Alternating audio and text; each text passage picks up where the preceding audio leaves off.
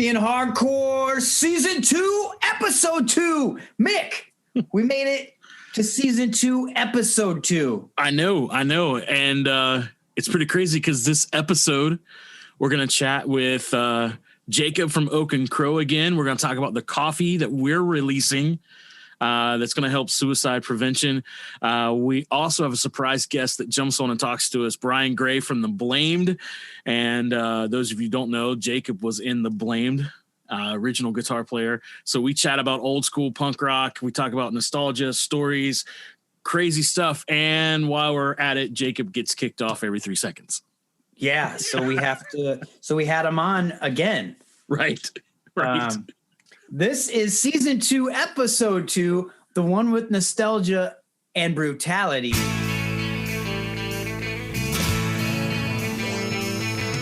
what we're calling this one. And I'm Wiley Willis from Chicago, Illinois, with my trusty co-host Mick Cox from Parkersburg, West Virginia. Boom. Jumping back into this. Yeah, so Jacob got kicked off because he was in a storm, I guess, and he said it was pretty bad. Right. So we're talking to him. We're talking to Brian Gray from The Blame, and they're talking about old Blame stories because he was on 21, the original guitar player, and he's just getting kicked off like every 10 seconds. So Brian is just like, screw it, and just basically just starts talking and telling stories, which it was perfect. Oh, yeah. With the situation we were handed, it was perfect. So Brian kind of kept that segment going and told some hilarious stories. I think that's the most Mick and I ever laughed. Yeah. I laughed, and I was still recovering from COVID, so I was laughing so hard I couldn't breathe. So yeah, that is very true. Yeah. Wow. We also chat with the guys from Brewtality Coffee, and we learn about all the things that they're doing, like all the things. Like, they're not just doing coffee, they're doing a ton of awesome stuff, and they got a bunch of crazy future plans. So that was a crazy interview. I thought I was busy. I know.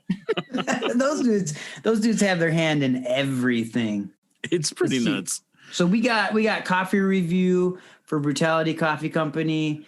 So we got it coming. It's in this episode. That's all I'm going to say. Right. Somewhere in the episode, we have the coffee review. And then we're also somewhere in the episode, we're going to do the album review. And man, this is some stuff from 2020. And we're not doing one album, not doing 2 album or EPs. We're doing 4 EPs in this episode. Yeah. They're all short. Yeah. And also let's throw out that Brian Gray calls me Glenn in the interview, which is which it's my real name. Not that anyone cares or wants to know, but I'm going to just get into it. I've known Brian for about 20 plus years now. We lived at an intentional community together. We were in The Blamed for a little while together. We've worked together at the same job. He's recorded some of my bands. But yeah, I was named after my real mom's dad, who passed away when I was 4. So that was my grandpa, Glenn. I did not know him that well, but I was raised by my grandpa on my dad's side, which his name was James Wiley, and my great grandpa's name was Wiley. And I always thought that was a badass name when I was a kid, and I still do to this day. And so when I started my Facebook, I just put Wiley, and everyone in, the music community started calling me Wiley because that was on my Facebook. Kind of stuck, became my music name. Whatever. Good story. I know. Well, let's say, you know what? I kind of have the same story too, because my real name is Michael. Mm-hmm. My mom did not want to call me Michael because my dad's name's Michael. Gotcha. She did not want me to be called. She didn't want me to be a junior or anything. So she immediately started calling me Mickey. So I was called Mickey for the majority of my young life. Did you like or hate that? I didn't mind it, but when I became a teenager, I just shortened it to Mick. Mick, yeah. And so I didn't really know how to write it. And so I remember when I was a senior in high school, and we were working on the demo tape for Zayo, and it was the first time that I wrote M-I-C. And so, really? Yeah. And so I just kept it that forever since then. And then when anybody has ever, that's all I've ever been known as really since high school, is just Mick with no K, just a C. And it kind of freaks people out because they want to call me Mike. I'm like, no, it's Mick, but it's my fault. I'm the one that did that. I just thought Right. it looked cool. I thought it looked cool in the demo. So I was like, So that's how that started. that's how it started. Yep. That's cool. So yeah. So all right. So keep listening because we have a great show for you and some great stories about 90s hardcore and punk coming up. That's right. Hold on to your butts and enjoy season 2, episode 2. Hold on to your butts. So what's up? Nothing. Coffee's up. Coffee and hardcore. Let me get this straight since everything's wacky tobacco in my world. Because COVID and episodes morphing together because of everything Mick went through, unfortunately. What are we on now? This is going to be episode 2 of season 2. Yes. Bam. Oh, okay. And we're Nice. talking again with Jacob of Oak and Crow Coffee. Right? Right. Even though I can see him this time. Basically, I always make an outline for this show for everything I do, even for music, anything. This time I wanted to not do an outline at all. I wanted it to be very, very organic. And I told Jacob this a little bit off air, I guess we can say, today, because I wanted us to kind of come to the conclusion of how we want to do the suicide prevention coffee, kind of like show people how the vegan sausage is made, if you will. So let's jump into it. We're doing suicide prevention, 2 different kinds of coffees, a medium. One dark, one medium. Yeah. Talk about that medium a little bit, Jacob. So the medium is basically going to be what our Road Crew blend is, which is our flagship blend. It's typically, as long as everything's available, it's 50% Peru and 50% Colombian. And it's my favorite. It's pretty banging. Problem is, every once in a while, I can't get the Colombia because I won't buy it if it's not organic. Mm-hmm. And they got me a couple months ago, and I was without it for a while. Oh, really? Yeah. Are you back in stock But, now? you can. Yeah, but the thing is, you can sort of match the flavor profile a little bit depending. So you got to taste a couple coffees, see what works. Our Guatemala was a decent substitute, but it wasn't as good, but it was still pretty damn good. Yeah, I would say Road Crew's my favorite for sure. Probably my favorite coffee. Yeah, it's become really hard to have all these other coffee companies and trying all their stuff. And then we automatically go back to, well, how does it hold up to Oak and Crow? Yeah. It's kind of put us in a bad spot. Mick just sent me that. Mick just sent me the outline today for the episode that we're dropping Monday. Yeah. We're still doing some editing, still moving some stuff around. And it's funny because in that episode that drops January, we even use that measurement. We're like, okay, it's Oak and Crow good? No. Like that's become like our coffee measurement. Right. It's Maxwell House in the gutter and then Oof. Oak and Crow clear at the top. So it's like, where do you measure it? Yeah. What's in between? Where does it go? Oh. But what's one do you think we've tried that's close? I would say Just Coffee is pretty damn good. You said that was up there, right? No, I like the Bridge City for me was. Oh, that's right. Bridge City is maybe right underneath. Yeah, I would say Bridge City's a little bit better than Just. I would say it goes Oak and Crow, Bridge City, Just. Yeah. And I don't know why I did hand motions because no one can see it on the podcast. Can you guys send me links to those? I don't taste a lot of other people's coffee because I'm knee deep in coffee all the time. Sure. Yeah, of course. That's Mick's job, but yeah. I can do that. I can send it to you. I can send it to you. Nice. Yeah. The Bridge City stuff was pretty good. I was impressed, and then it was after Bridge City was Just, and then we had Oak and Crow. And so at one point I had all 3 in the house. And so it was like, okay, which one of these? And Oak and Crow always won. We were very disappointed when we ran out of Oak and Crow. So well, I got to order a some website.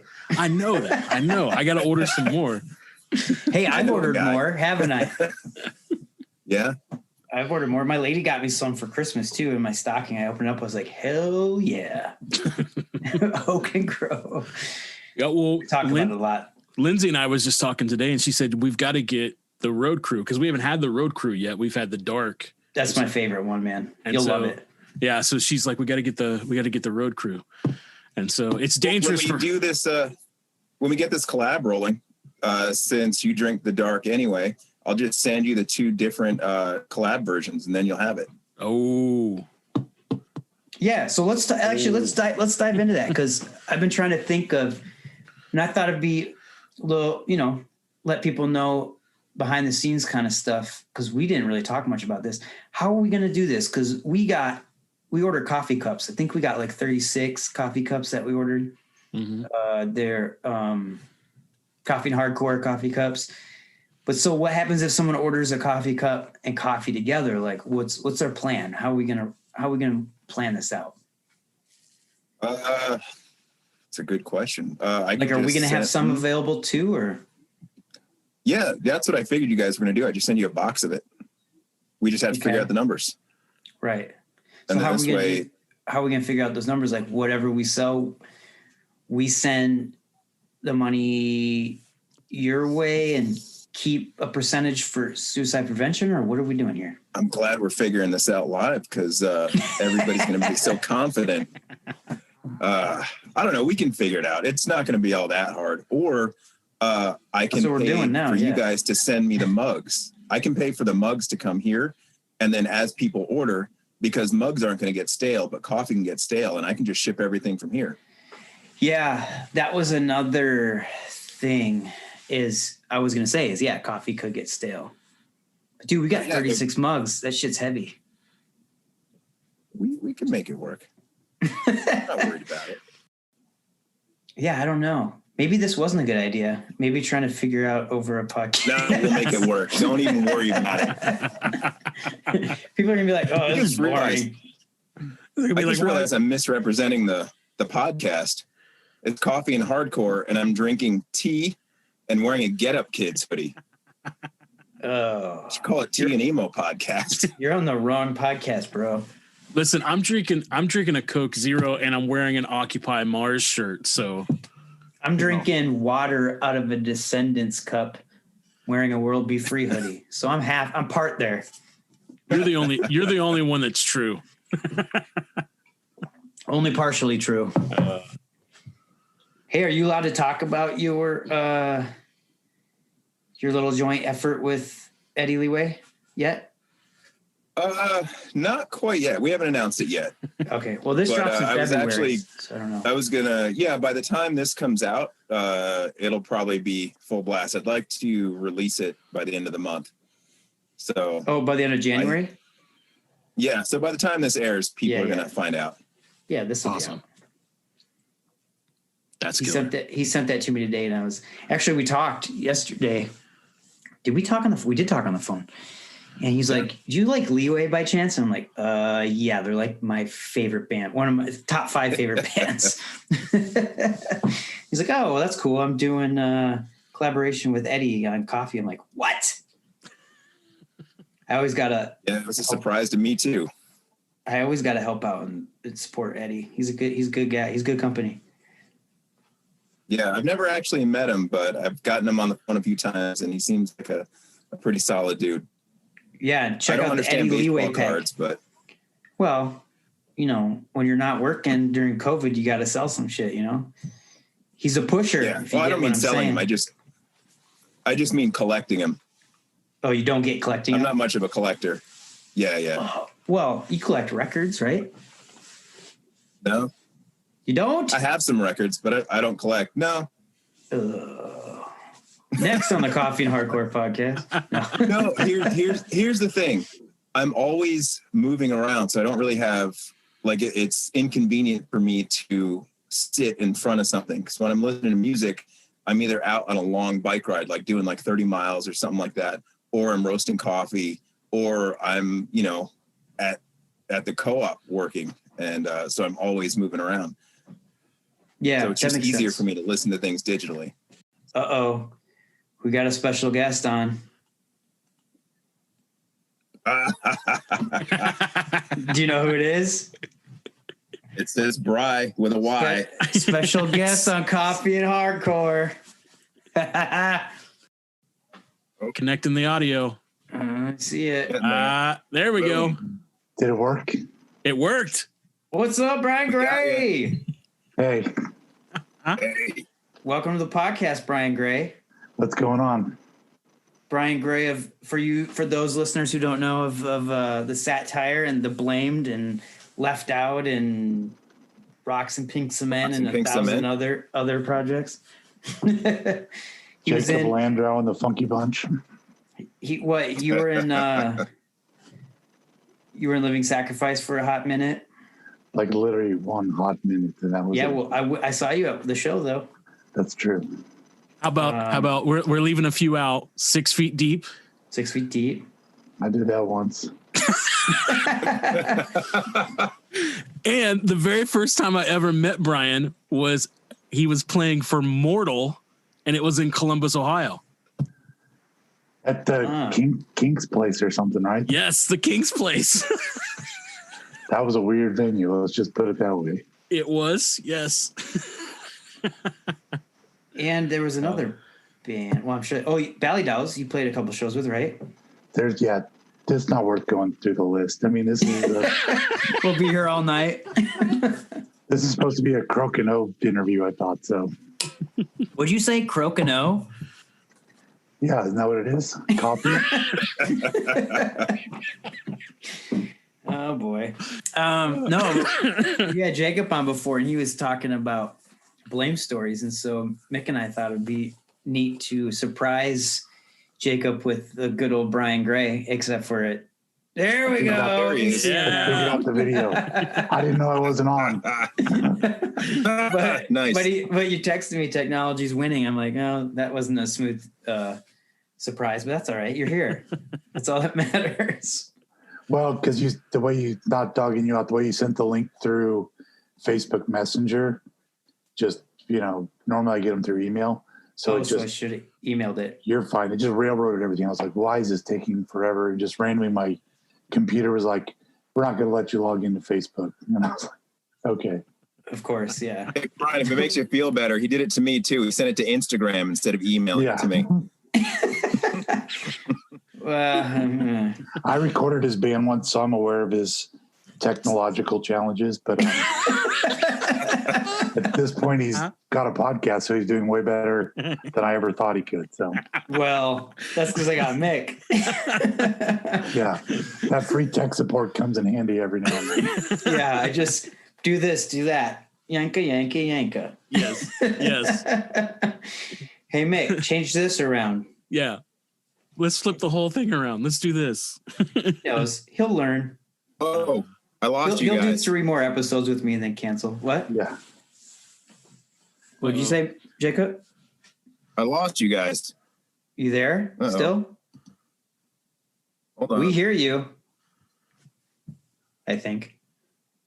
He's got This is- that upstate Wi-Fi, so. This is going to be he said the storm's coming through there. Oh, I bet. It is winter. We can see There you. we go. All right. Awesome. We can see it. We made fun of your internet while you were away. You missed it. Yeah, I heard you.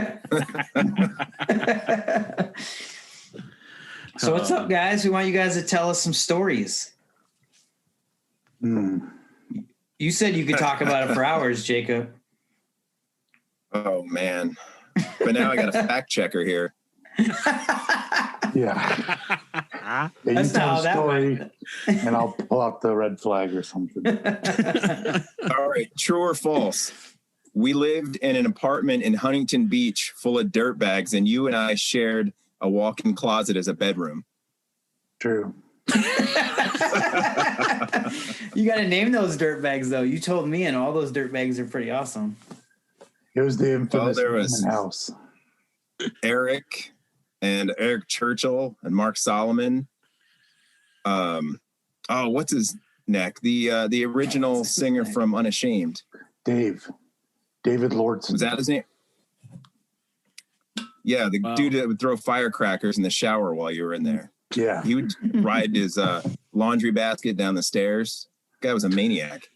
We had I've a done that neighbor. before. We had a neighbor downstairs who had like a prosthetic leg. I don't know how to say that. And then if we were too loud, he would hit the roof with his leg.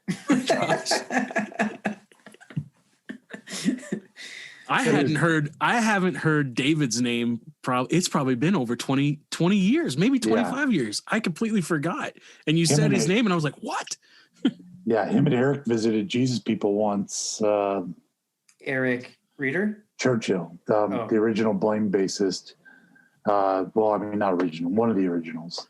The the third original one. Yeah, he kind of was the third, I think, literally. And then they came by and visited Jesus People once, and that was the last time I saw him. So that was like before my kid was born, maybe. So like over 20 years ago. Wow. Wait, your kid's 20? 19, but same thing. Holy cow, man. Yeah. Time flies. I remember him when he was a baby. Yeah, Mick's got those little ones now, and I keep wondering when his daughter's going to get married, so. Listen, they're keeping me young. They're keeping me young. So. Well, like Jeff from Squad 50, his daughter just got married over the weekend. And I remember my son being 4 months old, going on tour with Squad, and we met up in Savannah, their hometown, and she was all excited to like dote over my little 4-month-old. Wow. Man, time just zips by, doesn't it? Yeah. Well, I mean, but then you get into like me and Jake, like him and I'll text online once a year, and it's like we didn't miss a day. You know what I mean? Like I follow him online. I'm still friends with his mom on Facebook, and so it's. Yeah, we talked about your mom and dad the last podcast. I don't know if you heard it or not. Jake's or mine? Yours. Jacob talked about your mom and dad. That's how he met you was through your dad. Yeah, I listened to the podcast. I told my folks I was doing this course. They're like, tell Jake, hey, I'm like, well, you can listen to the episode, and they're like, no, it's a podcast. Yeah. Well, since they won't listen, tell them I said hi. I will. What's a podcast? Yeah, they don't get it. They're funny. I barely get it, so I get it. Yeah, Does that make sense? You're in the same boat as they are. Yeah. Well, it's funny because my dad, he has a small, I don't even know if Jake knows this, he has a small Pro Tools studio. My dad lives up in the mountains of Northern Cal. Your dad? And he was like, he had to kind of go to early retirement. At the time, I was working for a boutique audio company, so I just built him a Pro Tools rig to keep him from losing his mind. But so now, like, he'll message me every now and then, and he'll be like, dude, I recorded this chick. Her parents traded me a bunch of farm eggs for me to do vocals on a Christmas song for her uncle or something. And I'm like, Christmas song for her uncle. I'm always like, Dad's living the dream. So, and just so you know, Jake, my dad is no different than when you remember. I can only imagine. He's still a giant child. Jacob, I like watching you on this screen because your face just got stuck like this. It was awesome. Yeah, we won't release the video. This is more for our, the video is more for our entertainment. That's what it is. Yeah. Sure. We'll see when it comes back to bite me in 10 years. I think Jake told you on his last episode, but when him and I moved into that apartment together, we did the 21 record in 21 hours. What year was that? 94, 93? Well, it released in 94, but I think it was originally officially recorded in 93. Okay. And then, but it was the date of the earthquake. We came home from the studio and the earthquake happened like a couple hours later. I barely slept. The one in Southern California, the Ventura one, right? Yep. It threw me out of bed. That's all I remember. They were like, here, we have a bed for you. And I laid down, and next thing I remember, I hit the floor because the earthquake threw me out. And then one of my funny roommates I barely met was running through the house with a switchblade saying, let's go looting. And I was like, that's funny. Let's go looting. I remember Eric Churchill. He was a really deep, weird sleeper, and his eyes just opened up, and he got out of bed and like ran in a circle around the room, and then got back in bed and fell asleep. I remember that too. In his undies, tidy whities. Oh gosh. Oh. He would actually wake up in later months and come in the room in his tidy whities and start speaking in German, but be completely asleep. And Whoa. you'd have company over and just look over at him and wait for him to go back to bed. So, Oh gosh. Oh, it's so good. it's hard to say which stories to tell with me and Jake, because I mean, I know like the let's see, this one it's rated R, but let's put it this way: you couldn't drink out of the or you knew not to drink out of the Amadeus mug at our apartment. Was that the pee mug? No, it was I can't even think of what mug that was. It was the disinfected mug. So it was. I don't know what kind of G.G. Allen story he's trying to tell. No, it was funny. Jake was the Terminator, and every now and then you had to make sure that stuff didn't get infected. So he would use a mug with some kind of... right. Big pot. Oh, a mug with what? Why am I not following this? I used to have a lot of, well, not a lot, but 3 below the belt piercings. Mm-hmm. And I would have to soak them in a mug of salt to keep it from getting infected, when they were freshly pierced. Yeah, yeah. Like if he peed standing up, it was like a old school sprinkler head.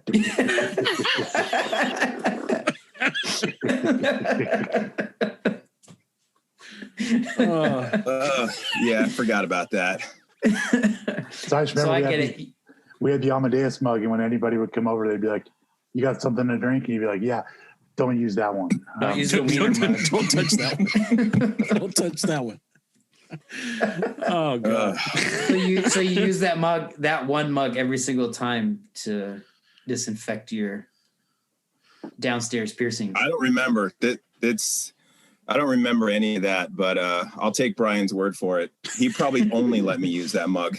Well, I think the thing was Jake's clean. Besides, you would think, but so I think he washed that mug regularly because it was the disinfectant mug. So, right. Yeah, you'd hope yeah. If you want it clean, you should probably clean it too. Like nowadays, you just use Clorox wipes. I don't know, but back then it was the mug. So. I have no piercings anymore except for my ears. Yeah. Let's see. I can remember. I'm trying to think of good stories with Jake and my dad. Yes. Do you remember? Because those are the best. I think the one time I was. Go ahead. I want to hear your version of the story. We're probably not telling the same story, but there was one time when I stayed over at your house, and he thought I was getting fresh with your sister, which was completely not the case. And the next morning, bed. That was why. Yeah, he fell asleep in her bed. They were watching TV. They were my sister. It was completely innocent. But I go in the kitchen in the morning. Michael's making breakfast, and he just gives me this look, and he like smashes an egg. And I forgot he said something to me, and he smashed it, and I was like, "It's not like that." I think he said, "If you get my daughter pregnant." Yeah, he made a point. It was pretty funny though. He said, "If you get my daughter pregnant, I'll smash you like this egg." Pretty much. But my dad loved my parents loved Jake, so they were always just like, they were awesome folks. Yeah, I have pretty chill parents, so they were like, they just thought like, "Oh, what's Jake doing now?" That's always been like they ask me about you all the time. What's Jake doing? I'm like, well, last I read on Facebook, he's got like 3 guitar amps that are on fire. I don't know. He's trying to find one that works. Oh, so since your dad's not going to listen to this, I don't mind saying this, but when I think it was before we were going to go out with Mortal, when you hooked me up with that gig, and I needed new guitars. So I went down looking at the guitar shop where your dad worked, forgot what it was called. And I found a couple BC Riches that I wanted. And you and I were talking. You said, okay, here. Oh, did we lose him? Oh, no. He froze. He froze. Let's get to the good part. Oh, no. Oh, we got double Brian. Oh, no. Oh, no. He pulled the Arnold Schwarzenegger Mr. Freeze on us. There we go. Okay. Where'd Brian go? I'm still here. Oh, there we go. Okay. My We computer's just can't getting see all you weird. anymore, which is fine. It's telling me my connection is unstable. I'm taking that personally. Yeah, it might not be lying. So I was talking to Brian about the guitars, and he's like, "Here's the deal. This is what they pay because they wanted $750 each for them, and then like another $100 for the case." Whoa. So Brian's like, "Here, this is what they pay for them. They throw the cases in for free.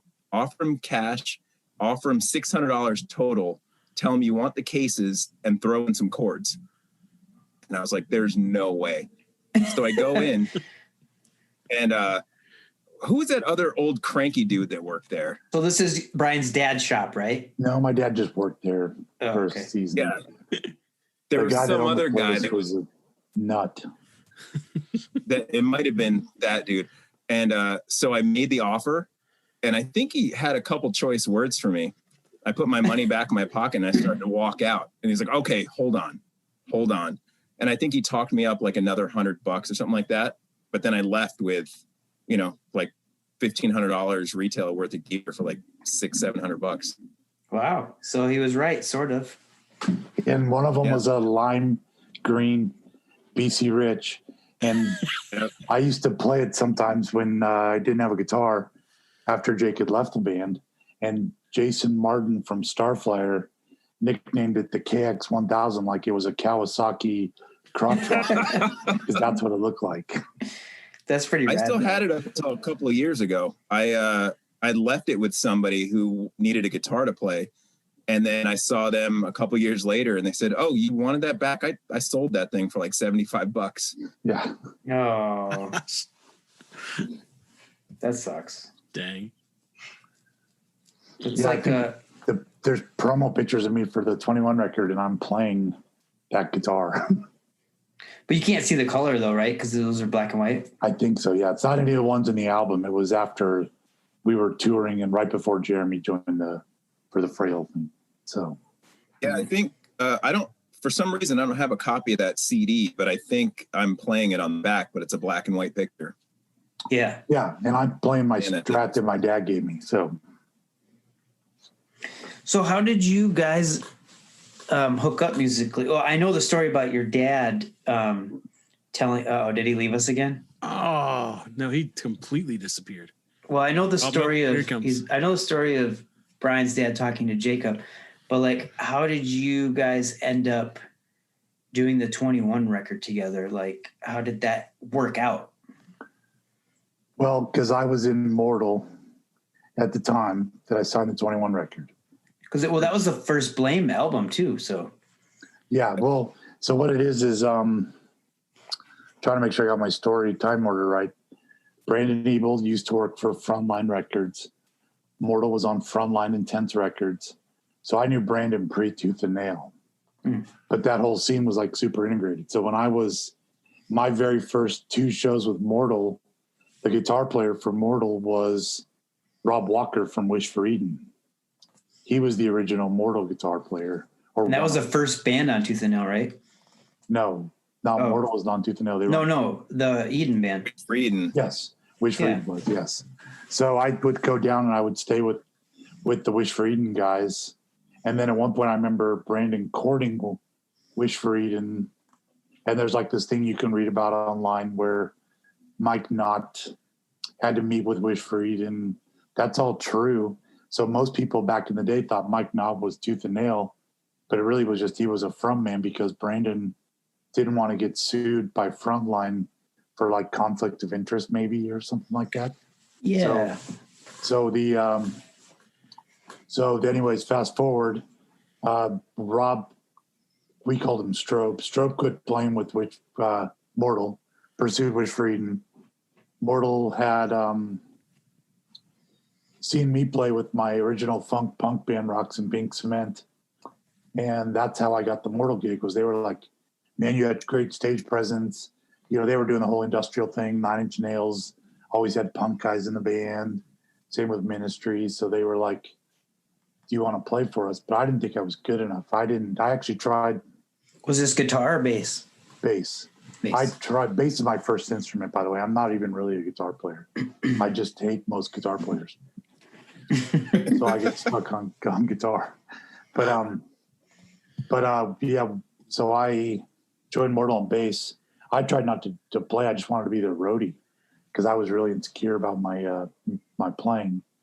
And then Jake and I had already done the Blamed at this point as my punk rock side project to Rocks and Pink Cement was getting its own momentum. Like we had toured up to Seattle and played with this infamous Scattered Few show.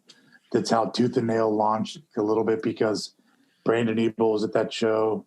Billy Power was at that show. Mikey Bridges was at that show. Alan McGuire was there, of course. I was there with Rocks and Pink Cement. And we were all in the same place at one time, pre all this stuff, but it was a big snowball for getting all that stuff going. Brandon might have still just been a DJ at his college radio station for all I know.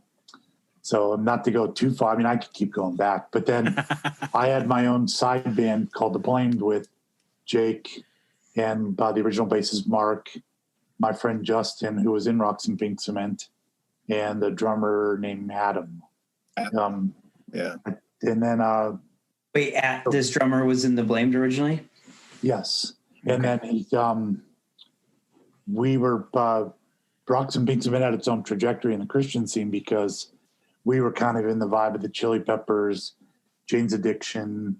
You have to imagine we're talking early 90s here. But we were like those bands, but we had punk rock to us.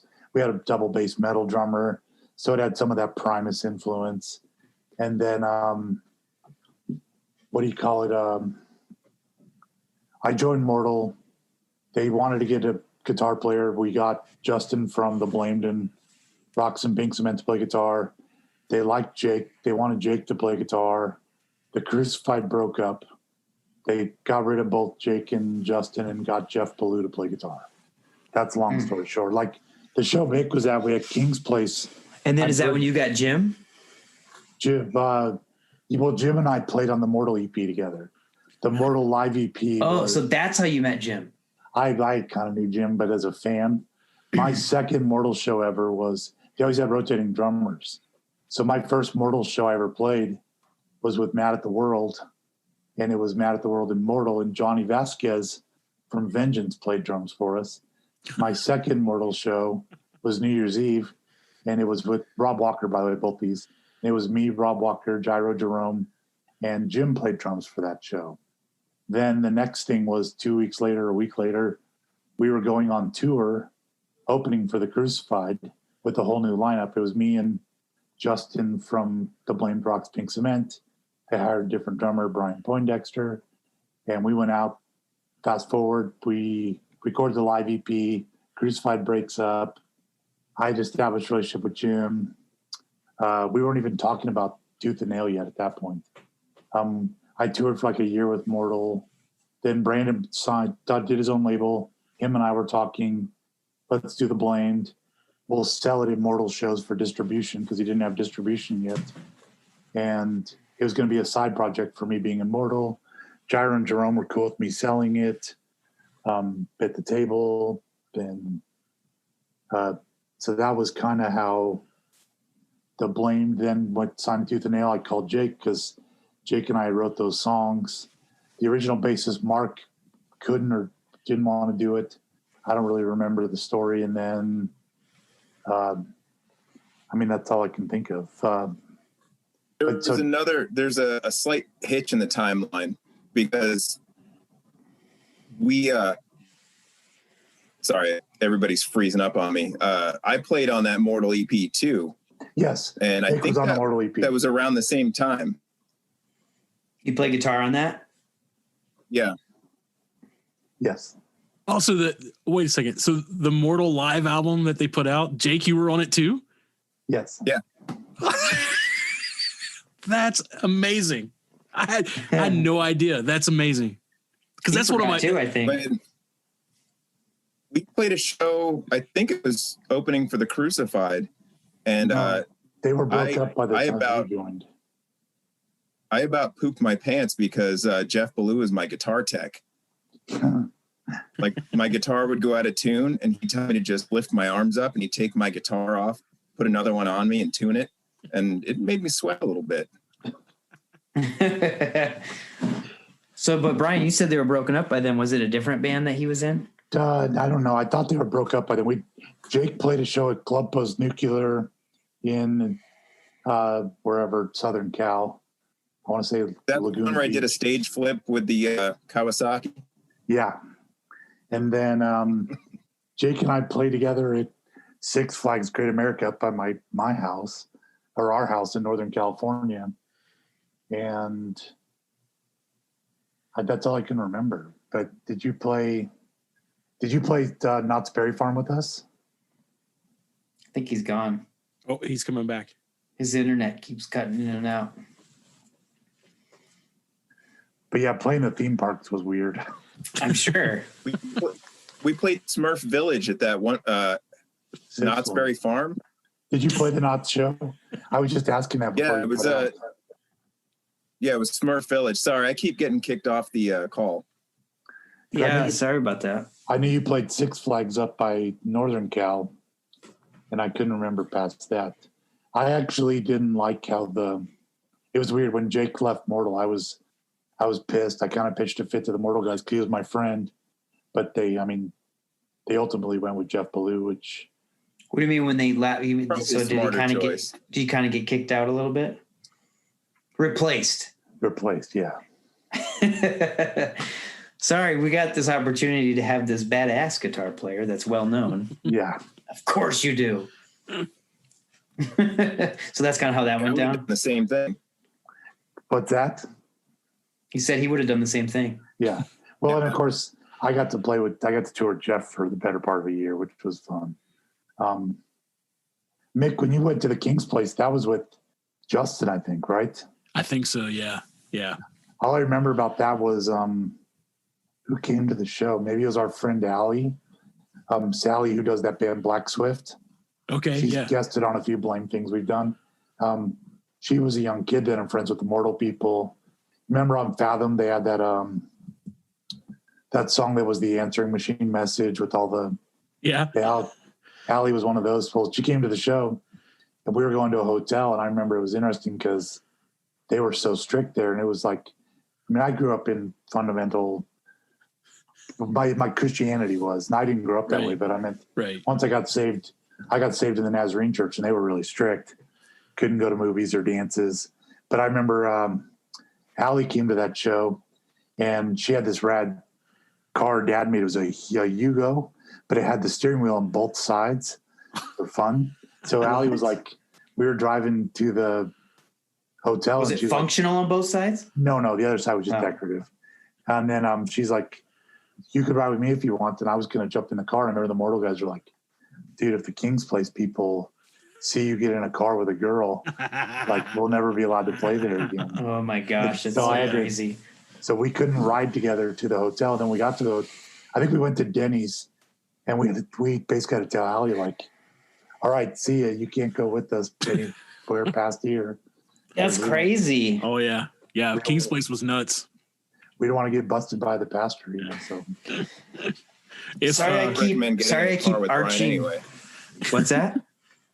That I don't recommend getting in a car with Brian anyway. Yeah. Brian and I got pulled over by the police last time I was in the car with Brian. My only car accident. We were in.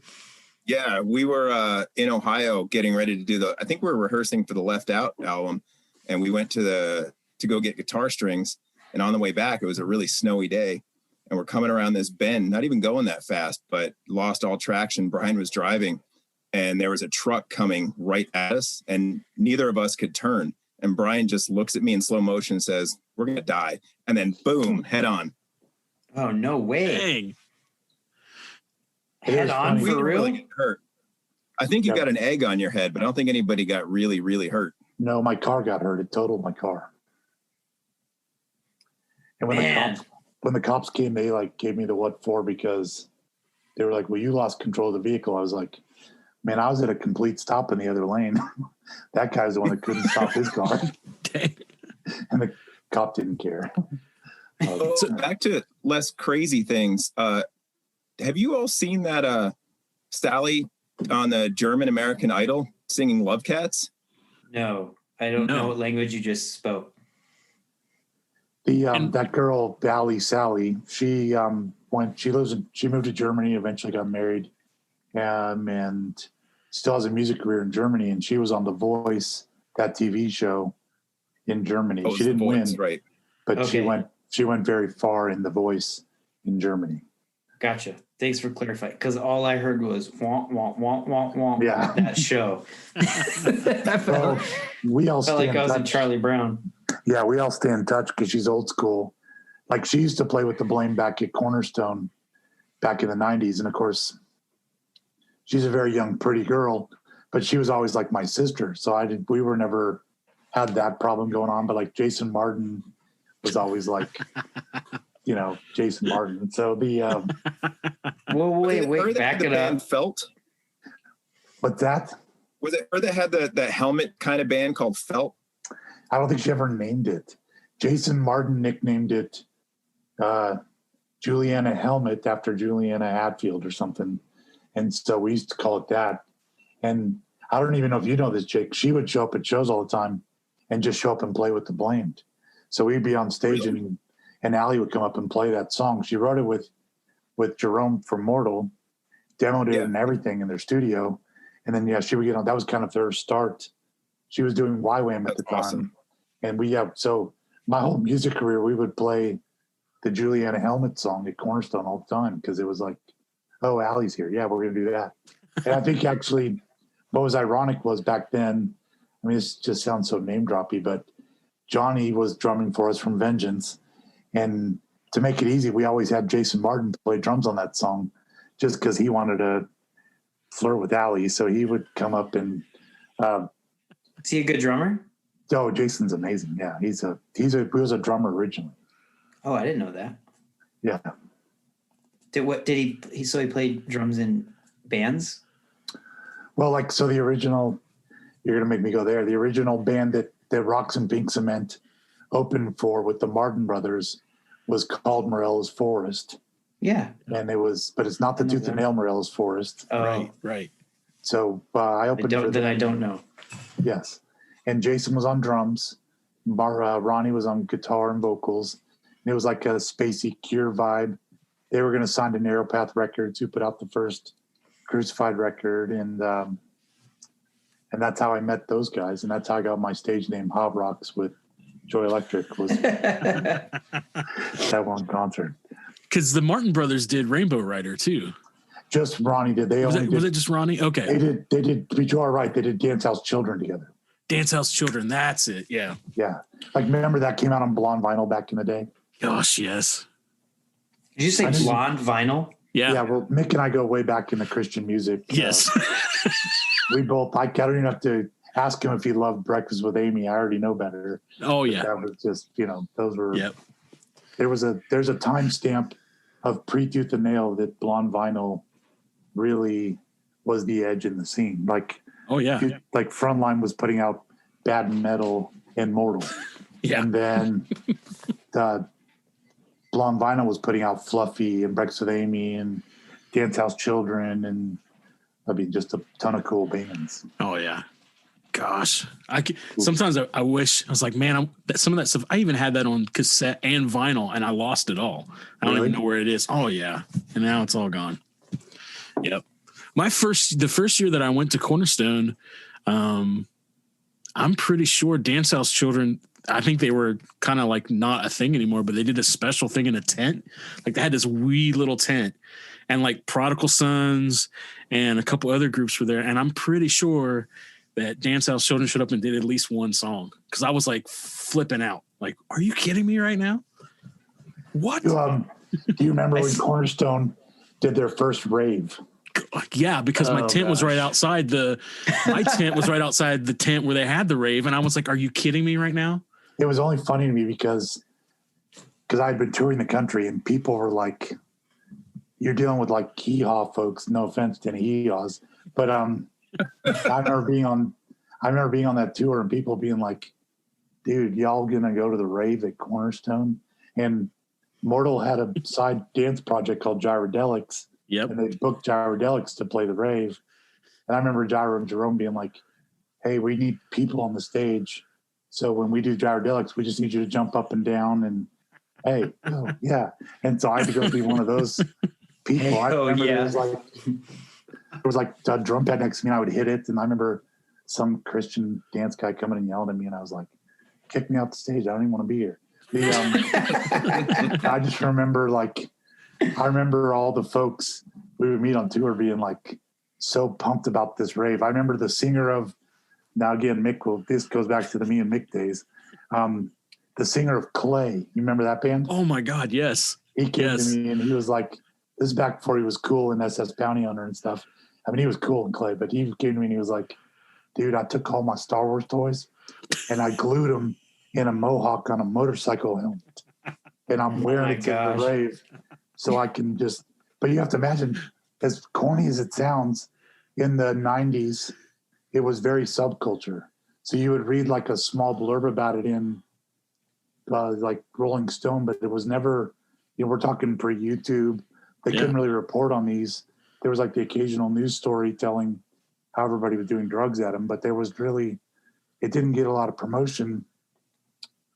So when Cornerstone does one, all these folks don't even know what it is. So they're just like, they're pumped and hyped to just go dance. Yeah. Then not being cliche, a lot of folks were hyped to go dance for the Lord for 4 hours at the last night of Cornerstone and sweat their butts off. And it was just the funniest thing ever. I remember just cracking up at this Cornerstone rave stage. And I couldn't believe how many people were there and they stayed the entire time.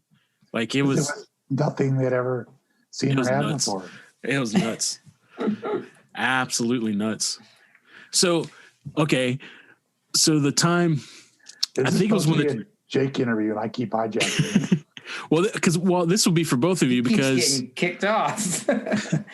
Yeah. Zoom keeps hijacking him. Because if I'm not mistaken, the 21 album came out, and then at Cornerstone, the Blame played that Barn. Yes. At Cornerstone. Yep. Now, was Jake? Were you at that one or no? I don't think so. I don't remember playing in a barn. Oh, you asked him that last episode. I did. I did ask him that the last episode. It's okay, Nick. You can ask questions a lot of times. Yeah. So no, Jake had played. Jake has this thing he's really good at. He would play with the band, and once the CD came out, he would stop playing with the band. I told you the last time we did this how unstable I was with unreliable when it came to bands. I don't think I'm not even going to try and lie about it. Actually, the only one that Jake didn't do that with was the Left Out Pride Kills record. He played with that past the CD coming out because the CD release was a joke. But other than that, it was. Now, is the Pride Kills, is that the one that Jesse Smith played drums on, or was that a different? Was it? Yeah. Yes. Yeah, that's the one that has Saturday Night on it, right? That only came out on a comp. No. Oh, that's right. Yeah, it was. We recorded it at that time. I absolutely. We did a couple other covers too. Yes. Yeah. That cover song is hilarious. I love it. Cover or something? What's that? We did a Chatterbox cover too, right? And Minor Threat. There was a Minor Threat cover. I mean, let's be honest, it's a Monkey song. It's a Monkey song. Yeah. I just had to be the butthole that did that. But we did the Monkey song, the Chatterbox song, the Circle of Dust song, and the Bay City Rollers. That's awesome. Yeah. It's all actually on the blameband.com for free. If you try hard, you can find it. As a digital download. No joke. But if I could get my act together, I'd release it on a 7-inch, but I'm busy up to my neck in coffee. That's how it was supposed to originally come out. Was Flying Tard wanted to put it out as a 7-inch, and it was originally called Greatest Hits because it was none of our songs. And then it never happened. I actually found Keith, who did the 6 Feet Deep record that year and the Left Out record artwork, and I are friends on Facebook, and he sent me these messed up old files, and it had the original Greatest Hits artwork. So when we put it on the blameband.com, I was able to upload the original cover from whatever that 96. Yeah, you're talking about Keith Kanya. Yes. Yep. Yeah, Keith and I just kind of reconnected in the last year or so because he did the original All Else Failed artwork. I thought he did that for Matt Yeah. because he was Matt's guy. Yep. That's how I got connected with him too, was through Matt. Yeah, he's still doing graphic stuff, man. He does good stuff. Yeah, he's got a cool beard. It's not as cool as yours, but he's he does have a cool beard, yeah. Well, and poor Keith on my end, because he did design the Pride Kills cover, and I loved what he did with it, and it got completely censored and never came out. Really? I mean, there was some like releases that we had, maybe 50 or 60 of them that the label had manufactured and gave us to sell at a festival or a show or something, but they're pretty limited. Who has like, Which I think label censored that? It was like distribution, I think. Oh. It was the building, right? It had a building being blown apart by a windstorm. We didn't pick it for any controversial reasons. It was before terrorist industrial landscaping had become a thing. So when we put ours out, it was just this cool, it was just this cool artwork of like a building with wind. It was black and white. It had like energy to it, you know, like we're trying to be this energetic punk band. It kind of fit the vibe. And then that same year was the year of the Atlanta bombing, right around when that happened. So they censored it and said it can't come out because of the bombing in Atlanta. Even though it was I'm pretty sure my mom has a copy of it. Yeah, your mom does and my sister does, I think. Maybe my dad. So that would probably be Diamante that censored it. I believe so, yeah. Wow. Jake, a funny story was, do you remember we made those Pride Kills t-shirts? The black and white ones? Yeah. Or yeah. So my dad had one, and I took my son out like 2 years ago to visit my dad and see his place in the mountains.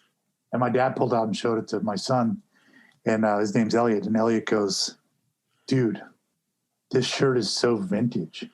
And my dad was like, "Do you want it?" He goes, "Yeah."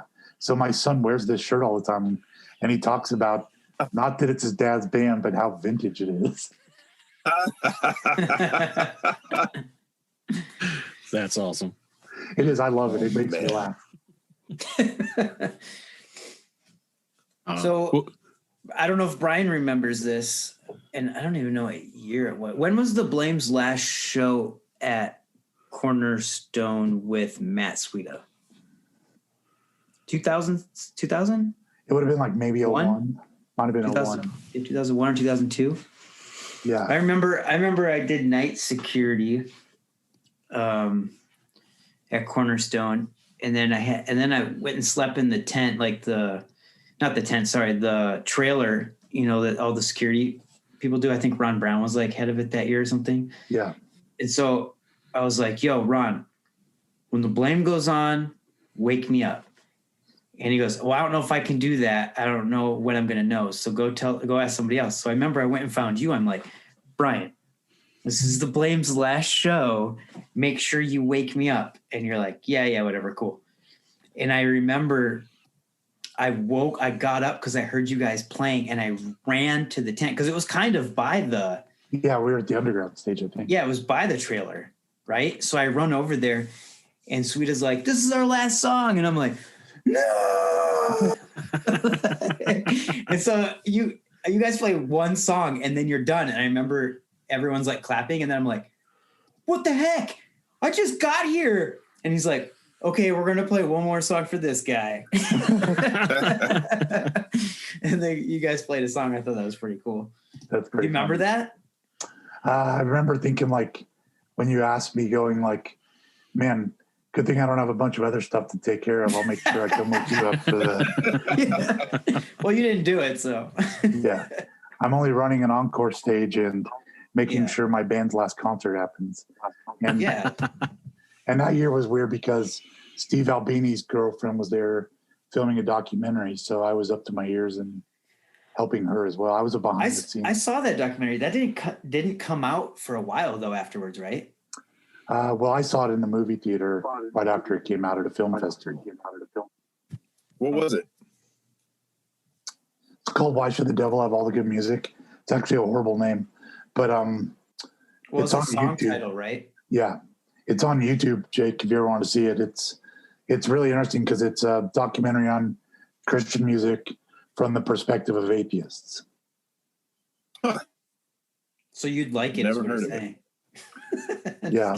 No, I'm not even going there. It was very interesting because it's kind of authentic. So at one point, like she was really immersed in some of the music culture. So she's interviewing a guy who's a writer out of LA, and he's talking about the ska scene and how he went to a Supertones show, and the Supertones are about to give it what's called an altar call. I don't know how much your fans know all this, the dialogue. So they're going to go up and invite people to accept Jesus in their heart. And this guy, she's interviewing this guy, and he's like a writer for a magazine. He's like, man, I mean, I'm feeling the music, I'm feeling the emotion. He goes, and I know right then, I'm either going to stay in this room and accept Jesus in my heart, or I'm going to go outside and have a cigarette. And he goes, I went outside and had a cigarette, but it was an interesting documentary because it's just telling the story of these people's real experience with the music scene. So it was really nice. And of course, what's ironic, and you'll get this, was during that last season of The Blamed, my band guys were like too cool for school. This is like when the sweetest season? The Tooth and Nail thing was taken off in the emo scene, so everybody's trying to be cool. So she came and said, can I interview you for the documentary? And Glenn knows this, but I actually don't like doing interviews. And so I was like, well, maybe I was helping. I was trying to get her in touch with the right people because people at Cornerstone knew she was there. So you'd have, I'm not going to name names, but you'd have bands that didn't care about Christianity or the cause or Christian music trying to get in our interview because it's Steve Albini's girlfriend. And so when I was dealing with her, I'm like, no, she would talk to me and I'd be like, let's get you in touch with the right people. And there, we had worked for her backstory. The Blamed had recorded at her husband's studio. We had done security for. What record did you guys do in his studio? Give Us Barabbas. Oh. And then we, Shellac threw a 2-day Fugazi event in Chicago. Shellac and Fugazi played, and we volunteered and did security for it. And Fugazi donated the money to a cause through Andrew Mandel from Valley Dow's and Crash Talk. So we had established a relationship. Like that's kind of I met Steve with some guy tried to pick a fight with Steve backstage, and I had to escort him out of the venue. And but so we had met these folks, and they were taking care of us, and we were taking care of them. The next year they did a breeder show. We worked at it. So we had a relationship back and forth. Oh, and I played in Valley Dow's, which Steve recorded. That first record, right? Yes. Yeah. So but anyway, so Heather is his girlfriend, now wife's name. She smelt the phonies right away too. So she would come to me and say, who should I interview? And it was like, she already knew Dave Bazan. So she was interviewing Dave. She already knew Danielson. So she was interviewing Danielson. So I made sure I connected with like Bruce Fitzhugh, with like Ronnie Martin from Joy Electric, just guys I knew that, as far as Christian music scene, had authenticity in it and would be a right person to talk to. Like I remember her coming to me, and Mick will get this one, was she said, Steve Taylor wants to do an interview with me. Is that guy someone I should talk to? And I was like, he's one of my heroes. I used to watch his interviews as a kid on his music DVDs. He's got powerful things to say. We have a story about him in the January episode. Yeah. Yeah, Rich Trochet. Oh, that's awesome. But so she interviewed Steve. Oh, but my point is I'm horrible at telling these stories. But when she wanted to interview whatever, she went to Matt and Chris from The Blamed and asked something about their history in Christian music. And they were both like, I don't even know if I've heard any Christian bands. And I was like, of course they did. And of course, nobody knows backstory. Matt Sweet at the time, his father-in-law was Glenn Kaiser of Resby. So I'm like, I was like, really? Yeah. So I think I was like the most famous Christian artist. Yeah. So at that point, it amplified my agitation to where I was like, I'm not doing your interview. I'll just do it. I'm going to do the right thing and just make sure you get the right people I interview, and my bandmates aren't them. Yeah. I think Gosh. Jacob, are you still there? I think so. I just Yeah. can't see you. Well, it's funny, your box will disappear. Yeah, you come in I'm and out. fighting with the internet, and I got fruit flies trying to get into my grapefruit. Oh no, right in the middle. Yeah, There he goes. He was having a fruit fly war, and it looks like they won. yeah. The fruit flies ate his internet connection. I hate when that happens. Oh gosh. Sorry to cut in here real quick, though. Jacob just wrote me, I'm going to throw my laptop. Yeah, do it. I said, sorry, bud. Sorry to cut you off. Yeah, I keep getting kicked off like every 60 seconds. We're watching it. It's very entertaining. Great. I hope my face freezes in a good spot. It doesn't even show your face. I gave up on your face. You have a torso, sort of, and a head. But I mean, when Glenn and I were doing music together, I would always tell Glenn that was my theory too. I was like, which Glenn is Wiley. We haven't had that talk yet. Oh yeah, whatever. To the listeners, I'm Glenn. That's my real name. Yeah. Good luck with the other thing. You know, Mick, I don't know if you know this. I consider myself kind of musically retired, which you would never know by my online presence. But so I don't really have a need there. So for my world, I'm like, I'm just happy to be present, I guess is my point. It's just like this conversation. I feel bad for Jake's using Boost Mobile for his internet, but outside of that, like, I like the idea that we just get to be present as far as the four of us here at one time. I sound preachy, and I don't mean it like that. I mean it more having a moment. You know, it's great to be in this setting. Right. No, I totally agree. That was right so when you said it, right when you said it, Jake dropped out. His Boost Mobile internet connection. Oh man, that's so good. Real quick here, Jacob said, "I give up. Sorry, brother. Send my love to everyone. I can't beat the internet overlords." No. I said, "Yo, get back on, and we will end the show because it's like 9, and Brian's probably got to go to work anyway." I do. I'm wearing pajamas still, so. Nice. He said, "Hold on, I'm trying to reboot the signal." He could just call back in. Yeah, use your Boost phone, buddy. I don't know why that's so funny, but it is. No, it's great. Like, because I had Boost Mobile, I know how bad it was. Yeah. Right, because he's up near the Finger Lakes, right?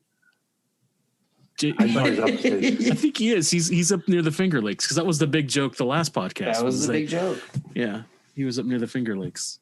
Bad things can happen there in the Finger Lakes. People can get lost in the Finger Lakes. Yeah, I remember that. He's trying to get back on so we can say goodbye here. So I guess we'll have to figure out how we're doing this coffee and hardcore suicide prevention coffee behind the scenes. Behind the scenes, we could do it behind the scenes. I thought it would be interesting to do it on the podcast, and quickly I learned mistake. All right, here we Your go. first mistake was letting me on the podcast. No, that was All right. great. He's back. You kind of took over the show in a good way and helped it roll along. What's that? I said I didn't mean to. No. That's a good thing. Like, you told some great stories. I wish I had better questions for Jake, but I don't drink coffee. So I'm like, Sorry. He's back on. Yo, we're going to say goodbye since you're on here right now. Oh, Sorry, man. brother. We'll have to talk about the coffee stuff behind the scenes. All right. We'll get it figured out. Yeah, it's not going to be that hard. Well, we just didn't communicate enough about it initially, but yeah, we'll figure it out. We'll get everybody their coffee and their mugs. dude, I love your coffee. You don't drink coffee. It tastes like anger. I don't. It's great. Don't listen to Brian. Hey, let's wrap this up because you got to go to work, Brian. I got to go to bed. Mick's got COVID, and you keep getting shut down. Yeah, and plus I got to get up at 5 for work tomorrow. Dang. Wow. Okay, so you gotta get up the earliest. I don't gotta get up till 6. I get up at 5 every day, even sometimes on my days off. Got to do cardio in the morning. Not Yeah, getting any younger. Well, the morning is longer than 5, though. Yeah, but I got to be at the co-op at 7. So. Oh, You know. well, you sit on your days off. McDonald's sells breakfast till 11. so that means the morning ends at 11. Anyways, this was Coffee and Hardcore, season 2, episode 2, with Brian and Jacob from Oak and Crow. Brian from The Blamed and 600 other bands. Thank you again. I'm Wiley Glenn Willis with my trusty co-host Mick Cox from Parkersburg, West Virginia. We're out. Bye. Hey, you said number 2. What? Love you guys. See ya. See you, man. What? Time for the next level. Album review time. We're having an EP review section this time, so we added a few other releases. So we're doing the Unruled Pigpen on Spotify. It's 4 tracks. On Bandcamp, it's 6 tracks with 2 covers, including Big Mouth by Gorilla Biscuits and a Killing Time cover. That's right. You didn't hear those ones, did you? I did not hear those ones. So we'll do the 4-track one. No, you can throw in the other 2. That's fine. Well, whatever. All right. So I'm thinking I'm getting this name right. Jaron, yeah, that's his name. Who Sounds plays like guitar? it. Okay, cool. That's his name now on Coffee and Hardcore. And if it's not, it's going to be his name. Jaron, who plays guitar and writes and arranges all the Counterpoint songs, who we reviewed before, also does all that as well for the Unruled. So because they share a very important member and songwriting, my first instinct was to compare the Unruled to Counterpoint. And I caught myself and realized that's lazy and not needed. It's not good. It's not good writing. They're a separate band with separate ideas, and it makes me roll my eyes when someone reviews one of my projects and compares it to another one. So I decided to stay and stray away from that completely. The Unruled artwork grabs my attention because it holds true to that 80s old school hardcore Gorilla Biscuits and Underdog kind of feel. I really dig it. The guitar tone is big and old school hardcore heavy. It even has that breakdown feel as a whole. I love that breakdown 1987 demo with the skateboard on the front. It gives me that feel. Vocally, it has a very similar feel. I can tell he was greatly influenced by them. And what a great band to be influenced by. The Unruled has a more clean, recent feel to the recording, but in a way still pays homage to that late 80s hardcore feel and sound. I dig this EP. I actually really highly recommend it to people who dig breakdown or that late 80s hardcore sound. It's a success, plain and simple. Drop a song.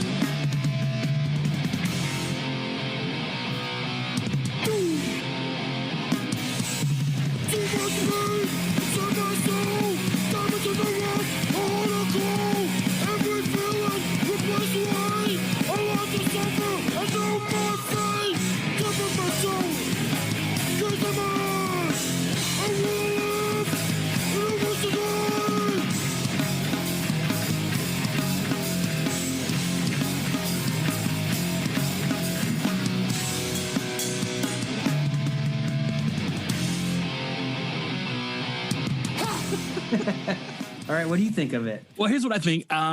It definitely has an old school New York City, Cleveland. Well, it has a little bit of Cleveland hardcore sound to it. Okay. A little bit. The drums and bass are tight, which always is attractive to me. I love the guitar tone on this, and like I agree with you.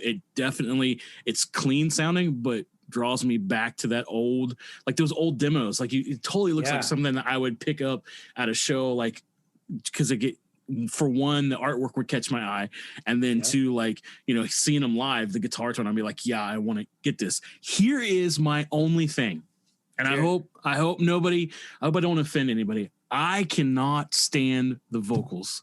I love everything else about this band, but I cannot stand the vocals. I can't take it. I can't take the vocals at all. You just busted them out. Oh man. I love everything else. And I'm sure if I probably saw them live, I would probably super dig it. But for some reason, the vocals to me are a little out front, and it's the deep. I just can't get into it. I can't. I've tried. Do you like Breakdown, the band? I do, but to me, the vocals are. It's just different. It's not mixed as high in the mix. Yeah. Is that what you mean? Is it? So are you saying you don't like the tonality of the guy's voice, how he projects, or you think the vocals are mixed poorly in this recording? I think the vocals are mixed poorly in the recording, and it makes me not like the tonality of his voice. That's what I think. Vocals are too hot. They're too high. Yeah. So I think if I saw, like I said, I think if I saw him live, I would, because for one, the drummer and the bass player are amazing in this band, and they're super tight. And guitar then player is amazing. Right. But you know, it's like when you throw that in and his tone, I'm like, I'm so in. When it kicked in, I was like, oh yeah. And then the vocals kicked in, and I was like, I just couldn't. I've tried over and over again. I just can't do it. I accept that's your thoughts, but I disagree completely. I think I think the vocals are great. And yes, they could have been down a little bit in the mix. I do agree with that, but I would hate to see him with a different vocalist because it gives me that feel. I get that. This is the first time we've. I know we haven't agreed, and I'm not dissing him at all. I'm not saying like, like I didn't realize I should have checked him out on Bandcamp too, because then I could probably went ahead and got the digital album instead of just listening to it on Spotify. So I should have got just because I normally do that, but I didn't do that this time. And I think it was because I just couldn't, I didn't like the vocals. I know, but. You can stuff your sorries in a sack, mister. Wah, wah, wah. Moving on. Play another one of their songs. All right, right here. And take out the vocals now. No. Yo, sucker, you got a big mouth.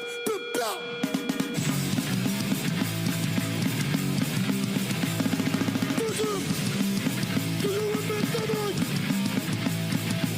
Time again, you betray friends with lies. And you're a ghost.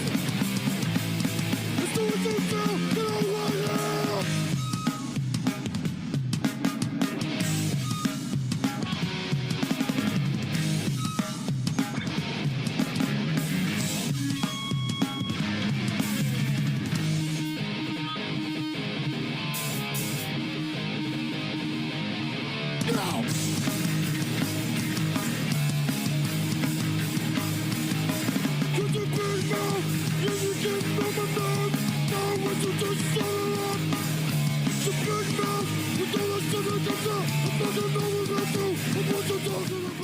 All right.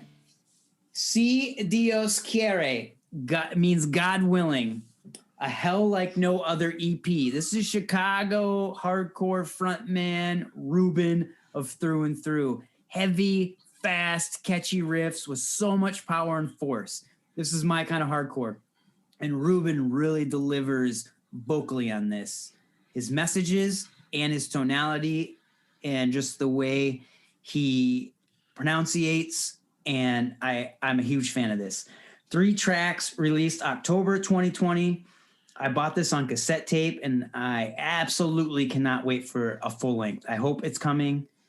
And Urban Gorilla is my jam on this EP. We got to drop that song right meow.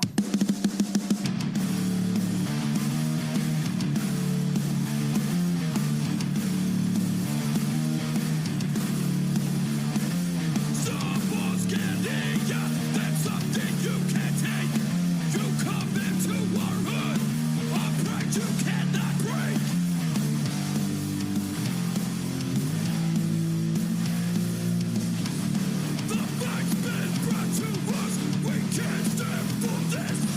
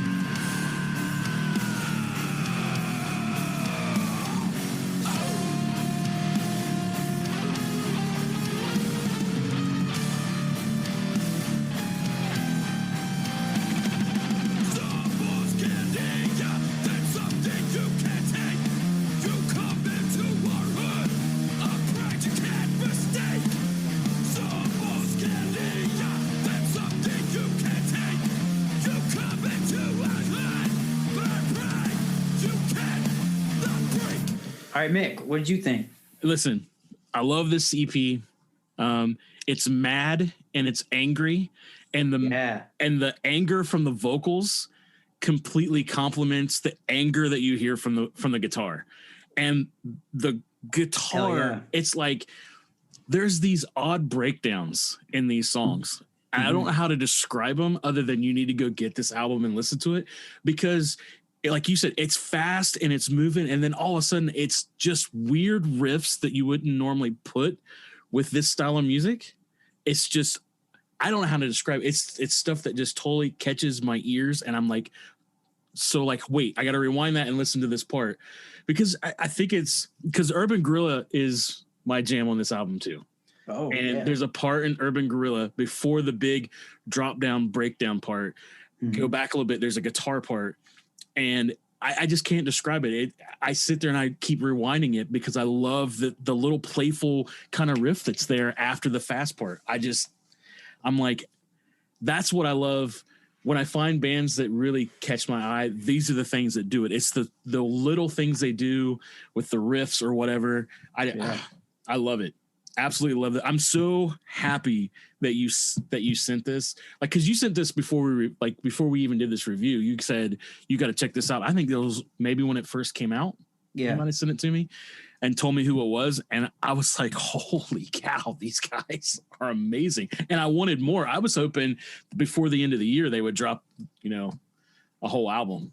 Yeah, I hope for that too. I really need more music from this. 3 songs was smart because it was enough to get you hooked, and you had to have more because it was over and I was like, what? So I kept playing it. I played it like 16 times. And I'm like, okay, 16 times is enough. I get it. I need more now. Give me more. And so I'd have to play something else, some Shelter or something, and it's not as heavy, and come back and listen to some more kick you in the throat jams from Ruben. Ruben's a rad dude. He even guest vocaled on a 2 Minute Minor record, and he comes up and does guest vocals on a Chromex cover that we do live a bunch. So this band, Mick and I highly recommend. Si Dios quiere, meaning God willing. And we're going to drop another track now. You're welcome.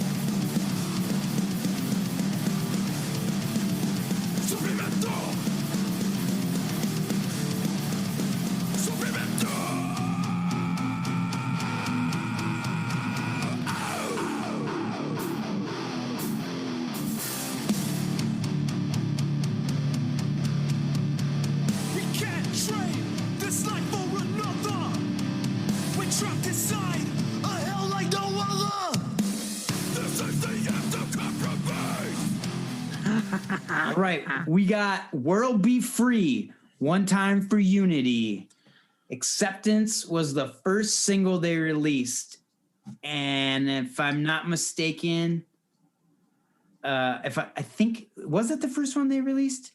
First one was Acceptance. The second one was Down and Beyond. Okay, so it was Acceptance. Cool. Because they released that song, and I remember listening to it, and I was like, wow, This Yes. song kicks you in the teeth and then knocks your teeth out and steps on your teeth. And I loved it. So I went and bought the hoodie. I went and bought the vinyl. I loved the single. Everything about it is perfect. Well put together song. So then the next single released was Down and Beyond, right? Yep. Okay. And I dig the intro and the guitar buildup, also a solid track. I like the old school hardcore vibe with kind of that fresh 2020 feel. Like you can tell it's old school hardcore dudes playing hardcore, but they're like, yo, let's give this a more modern feel, you know? I thought that was cool. Scott Vogel of Terror delivers vocally on these tracks. 5 tracks released. They were released November 2020. I'm not sure on the actual date on that, but to be honest, the other 3 tracks are not as strong to me personally. It's a good EP, yet I feel their 14-song full-length released back in 2016, titled The Anti-Circle, takes that album and beats the shit out of it not because it has more tracks, it's just better music. Yeah. Possibly because I've heard it a few more times and listened to it for a few years. So I had time to get into the full length.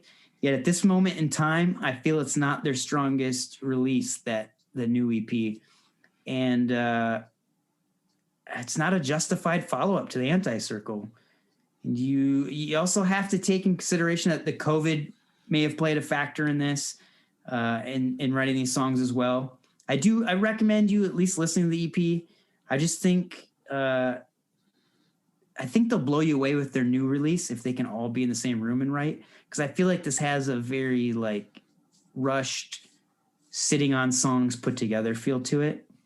But I'll always support World Be Free, and I still think everyone should listen to it. It's got 2 killer tracks on it.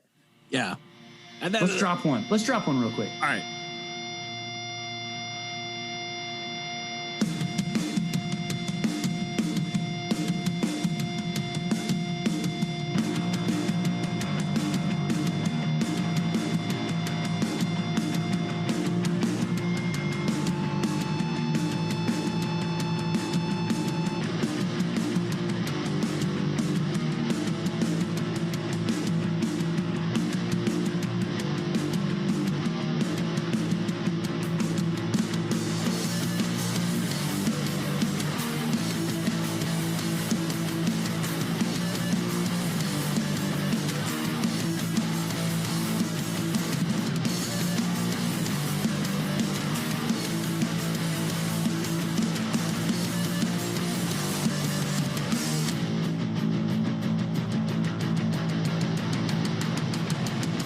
Never gonna feel like anything at all.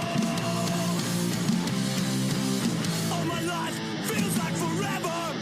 I try to put it back together. Nothing changed when I try to laugh it off. Can never get through all this shit. I'm sick to death by all of it.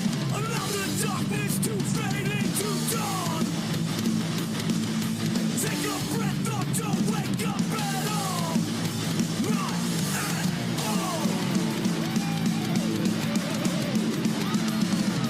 Never gonna feel like anything at all. All my life feels like forever.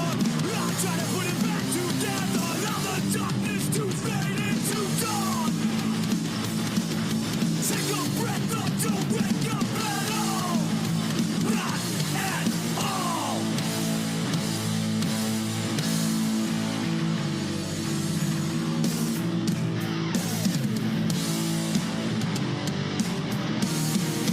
Breath by breath. All right, Mick, what'd you think of it? So I'm kind of in the same boat. Like the first 2 singles were killer, and I was really into it. It just after that, it was almost like they came out with Acceptance, and that song was so good.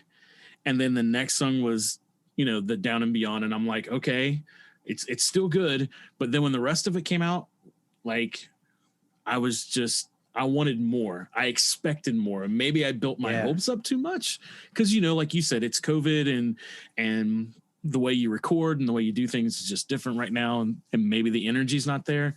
But man, I remember you said that World Be Free album's coming out, and I went, oh yeah, I need to check that out. And so I was stoked to get it. And then I waited till I got off work, and then I, listened to it, and I was like, oh man. So I was just kind of like, and I still do. I still listen to, Acceptance a lot. That's in a rotation in a playlist that I have, and it comes on. I'm like, yeah. And then I'm like, oh yeah, the rest of the album. Right. And like you, I'm always going to be a World Be Free fan. I'm still going to get their stuff. I just built my hopes up too much based on that one single. I think I was just expecting this killer EP, and I think we both at the time thought it was going to be a full LP, not just an EP. I did, because at least I didn't read it, which I understand some people don't, but I thought it was going to be full too, because it was on a 12-inch, but you get it and all the songs are on one side and turn around and it's got like a World Be Free stamp, kind of lacquer stamp kind of on the other side. So whatever. It's felt a little bamboozled, but I'll get over it. It's like I said, we're still supporting a band we believe in. And so at the end of the day, it's hardcore giving back to hardcore. So there's nothing wrong with that. No. So let's play that other single now.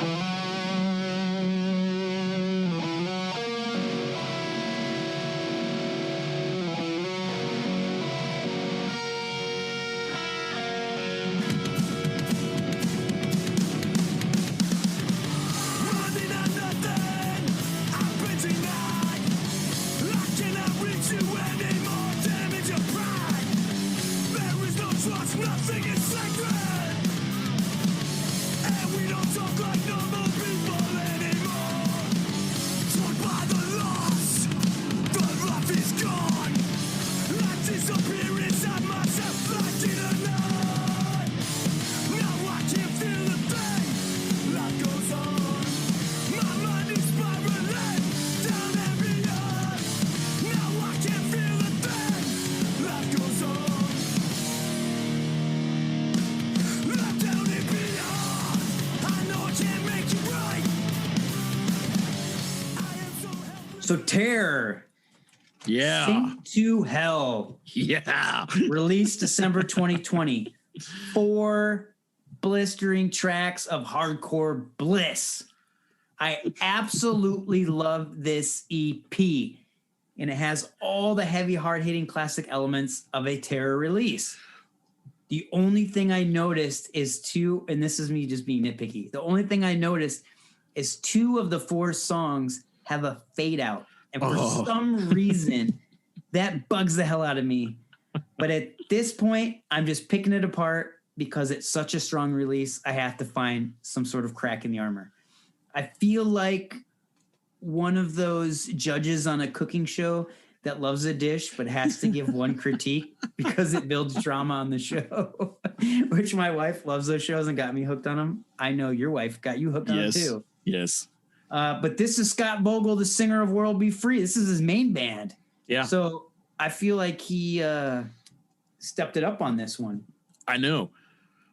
And, and for those who have had their heads in the sand for 20 plus years, don't know who Terror is, you should check this out because this is a gem and it needs to be put on repeat. Yes. And real quick, I want to hear what you have to say about it, but I did find out later that these were unreleased tracks that they had remastered and put out, because I remember listening to it. I was like, oh shit, Terror is going back to their old sound. And I'm super excited for it. And then I learned that they were unreleased tracks. And I was like, okay, that makes sense. They're really good though. Yeah, they are. Should be put on albums. Yes. But Terror's new stuff before this, hold up real quick. Terror's new stuff before this was still good. It's good. Right. But this was so good. Yeah. Well, my thing is I've always dug the drums on all the Terror albums. It always what's it's what draws me in, and they're killer on this EP. They're mixed right. It it just makes you want to just jump up and smack your mom. That's how good those drums sounded. Just super aggressive. And kick your mom or smack your grandma? one or the other. Yeah.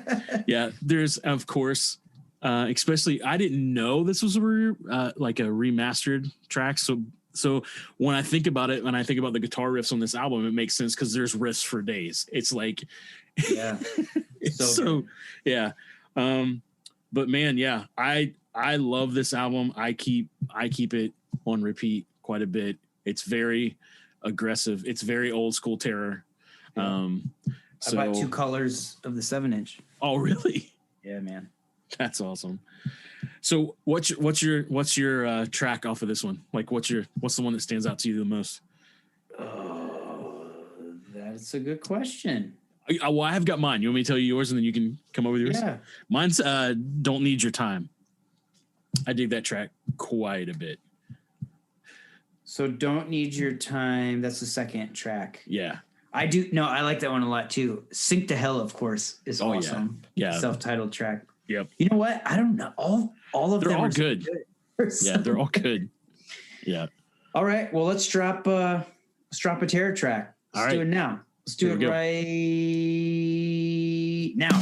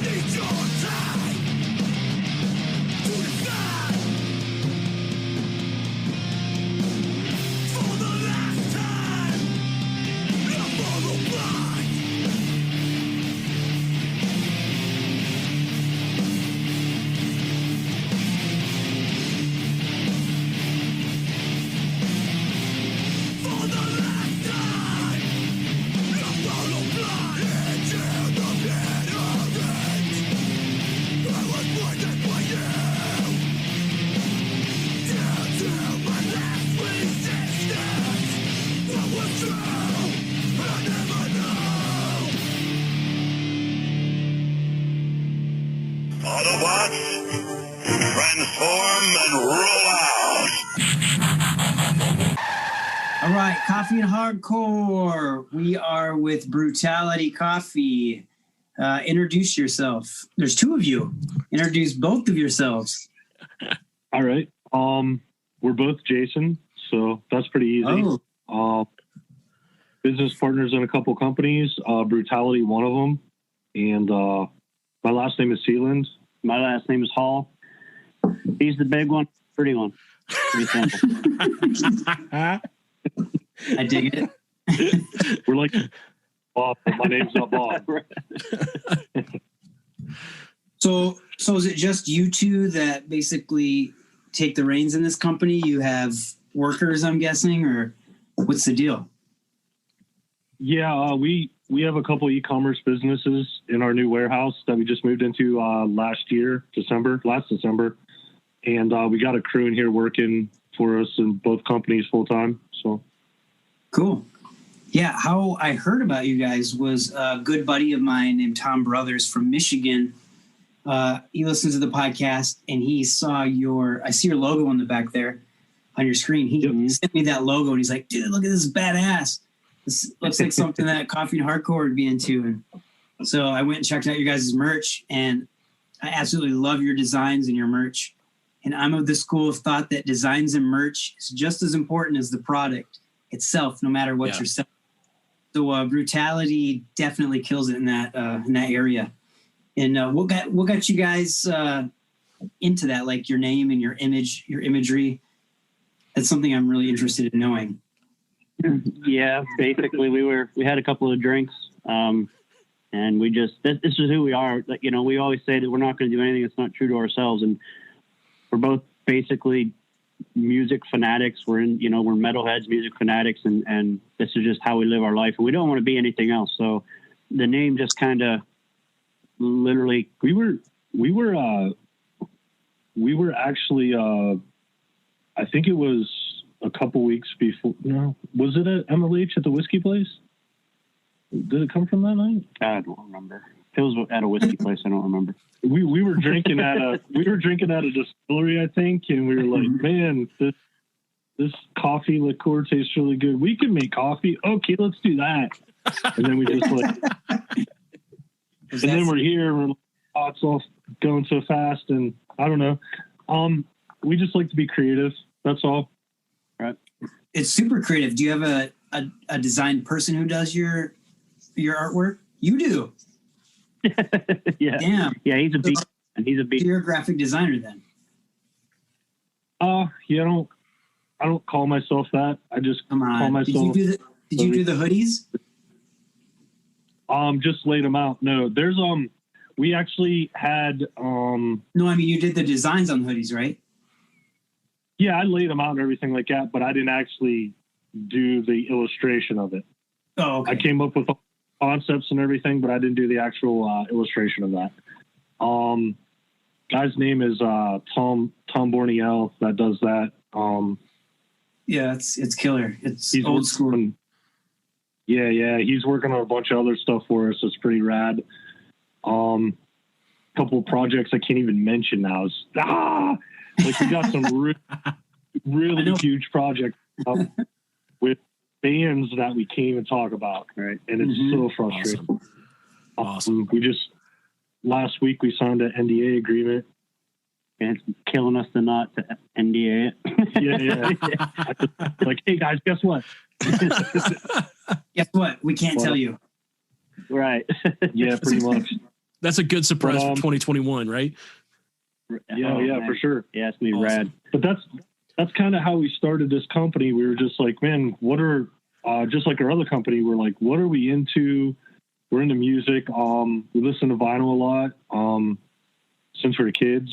And but you should see our offices. They got like record player and a bunch of albums in there. It's great. But that's how we spend our days in the office. We're out here on the roasting floor, you know. Jay's in charge of that, and you know, just put together some great blends for us to start. And we've only been launched since June? Yeah. Oh, wow. Just 2020. Yeah. Oh, hold on. Time to make out. Motion sensor lights. That happens to me at work. They're on an automatic pitch. There we go. We weren't for the listeners. The lights went out. He had the motion sensor. That's awesome. So I know you told us before we were recording. We are recording, right, Mick? Yes. Okay. Yes, we are recording. Brewtality Coffee. Let the listeners know where you guys are from. We're from about an hour north of Pittsburgh, Pennsylvania, right on the right close to the Ohio border, outside of Youngstown.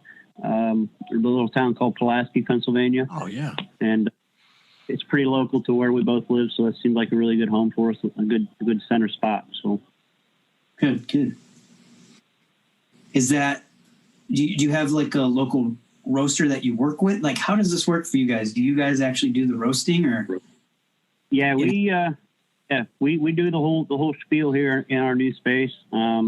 You know, he does all of our web pages and the design work and all that stuff, and I'm out on the floor doing all the roasting. So I'm the quote unquote roast master. Okay. We both went up went to roasting school at Diedrich, Diedrich Roasters, where we picked up our roaster. And Sandpoint, Idaho. Yeah, in Idaho. And just came back, and I had been roasting on a home roaster for 2 years before that. I just needed to learn the machine that we were going to buy. So we went out there and actually went through the roasting school and all that stuff. And then from there, we just been burning through a couple ton of coffee beans to get our blends and everything we wanted to launch first. Right. So here we are. Oh, wow. So I'm picturing this in my head. Drinking whiskey. Yeah. Coffee school. It's like drinking whiskey. Idea. Coffee school. That's awesome. Yeah, that's who we don't.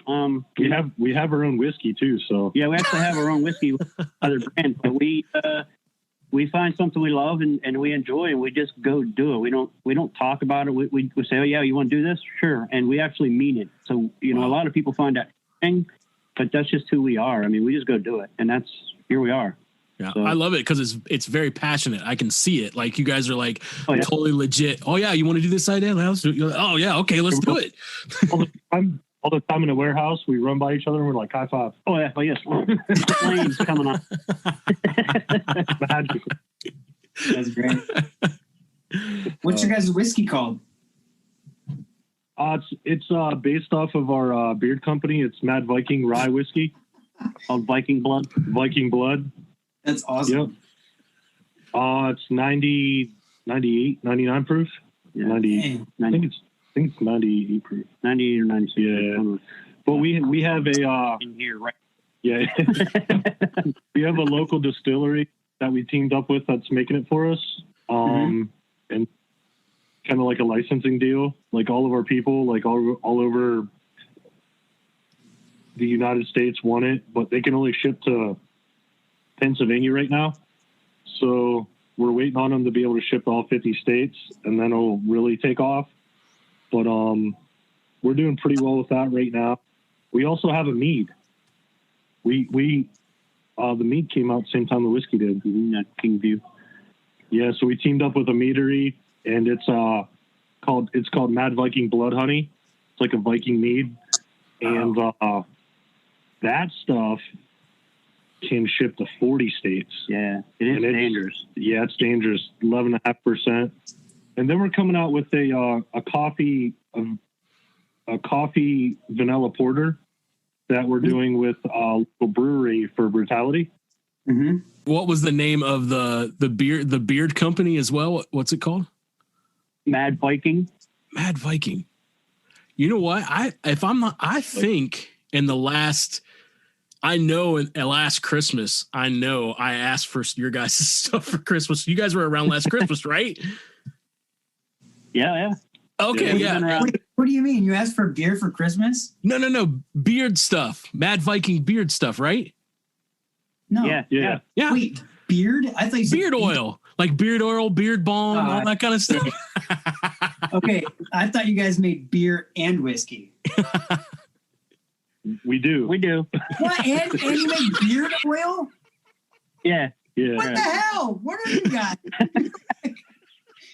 I feel like I'm on like a History Channel entrepreneur. Like what the hell? So what? Tell me, lay out everything you guys do. I want to hear it.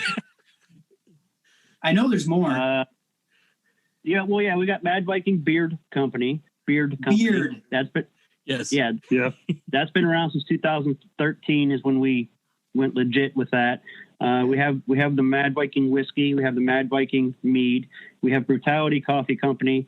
For a while, we had a logistics company that did installs and deliveries all around the tri-state area: Pittsburgh, Pennsylvania, Ohio, West Virginia. Hauled some oil too. We had a couple trucks hauling oil.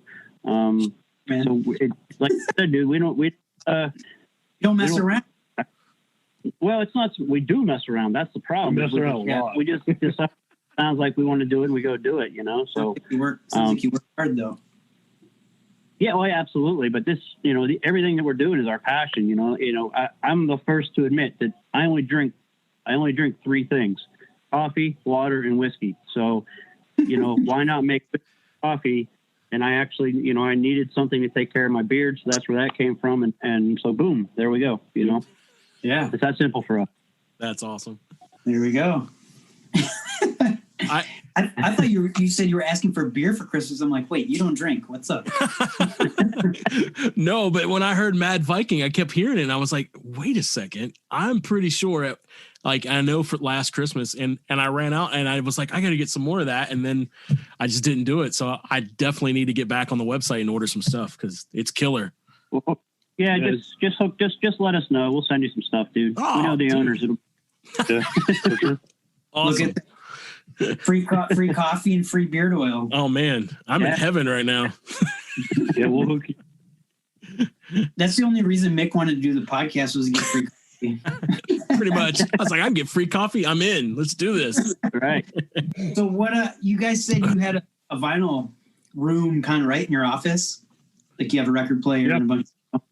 So what bands / albums are on your guys' top playlist or being ready to be played on vinyl? I like listening to The Sword. I just got their Conquest of Kingdoms album. It's pretty badass. It's that orange and blue splash vinyl. Looks awesome. Those are cool. I listen to a lot. Gravity X is a good album from them. It was like 2005, I think. I dig that kind of sound. I found a new band what's that? It's been a long time now, but I listened to them. You ever hear of Drug Church? No. No. Yeah, it's kind of like a punk band. I think they're out of like that or Washington, Oregon, something like that, out west. They got a good album called Cheer, and those are kind of like on my road right now. Cool. Yeah, and I'm pretty mainline. Like I always have Rage ready to spin. And I listen to a lot of Rage. I like Tool a lot too. I listen to them quite a bit. Just depends on what I'm doing. I don't get to play the vinyl as much as I want. So a lot of times I'm in here on the roasting floor with the Sonos queued up, and I just put it on and say, hey, play some heavy metal, and away I go. So. Sure. What do you think of the new Tool album? I do like it. It was different than I was expecting, but I am into it. So my tastes vary. So it takes a while to get warmed up to that. Yeah, man. Yeah, for sure. A little calmer. Yeah. You would think after all those years of fighting lawsuits, you'd come out angry. We would have burned the world down. That's just. So this question, I don't know, but it's what has been the biggest struggle or change due to COVID with roasting coffee or any of your businesses? Has there been any? Wearing a mask with a beard sucks. Yes. We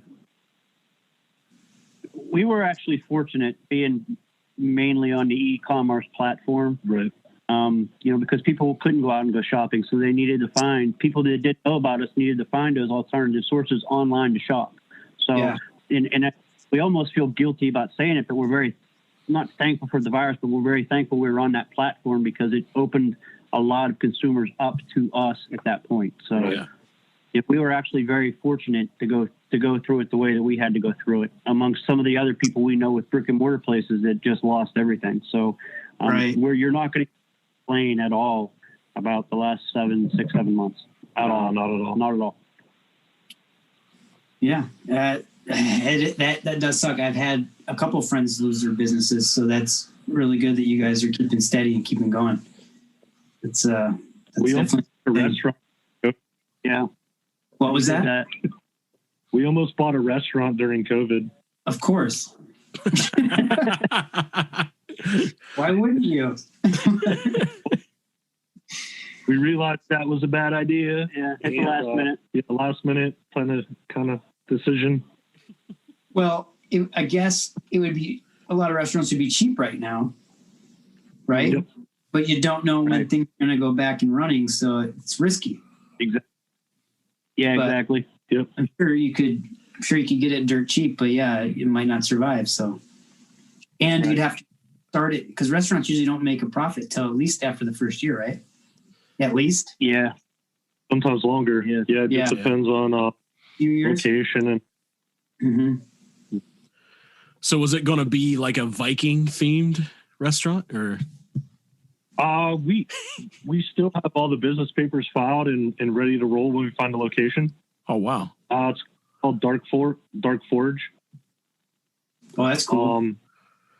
So we're thinking about putting like a distillery brand behind it and, restaurant and everything. So it's kind of like an on hold project right now. And so we can Wrap our head around this virus. Find the right timing and find a little bit more time schedules to be able to do everything. But Wow. I like you guys are businessmen, but you have a really cool, badass idea of how to go about it, like with the coffee and the whole Viking thing. Like, that's pretty cool, man. Well, that's the beautiful part about it. It's 2021. We don't have to put on a suit to be businessmen. This is the way we look 24/7. It doesn't matter who we're in a meeting with or where we're going. This is the way we look.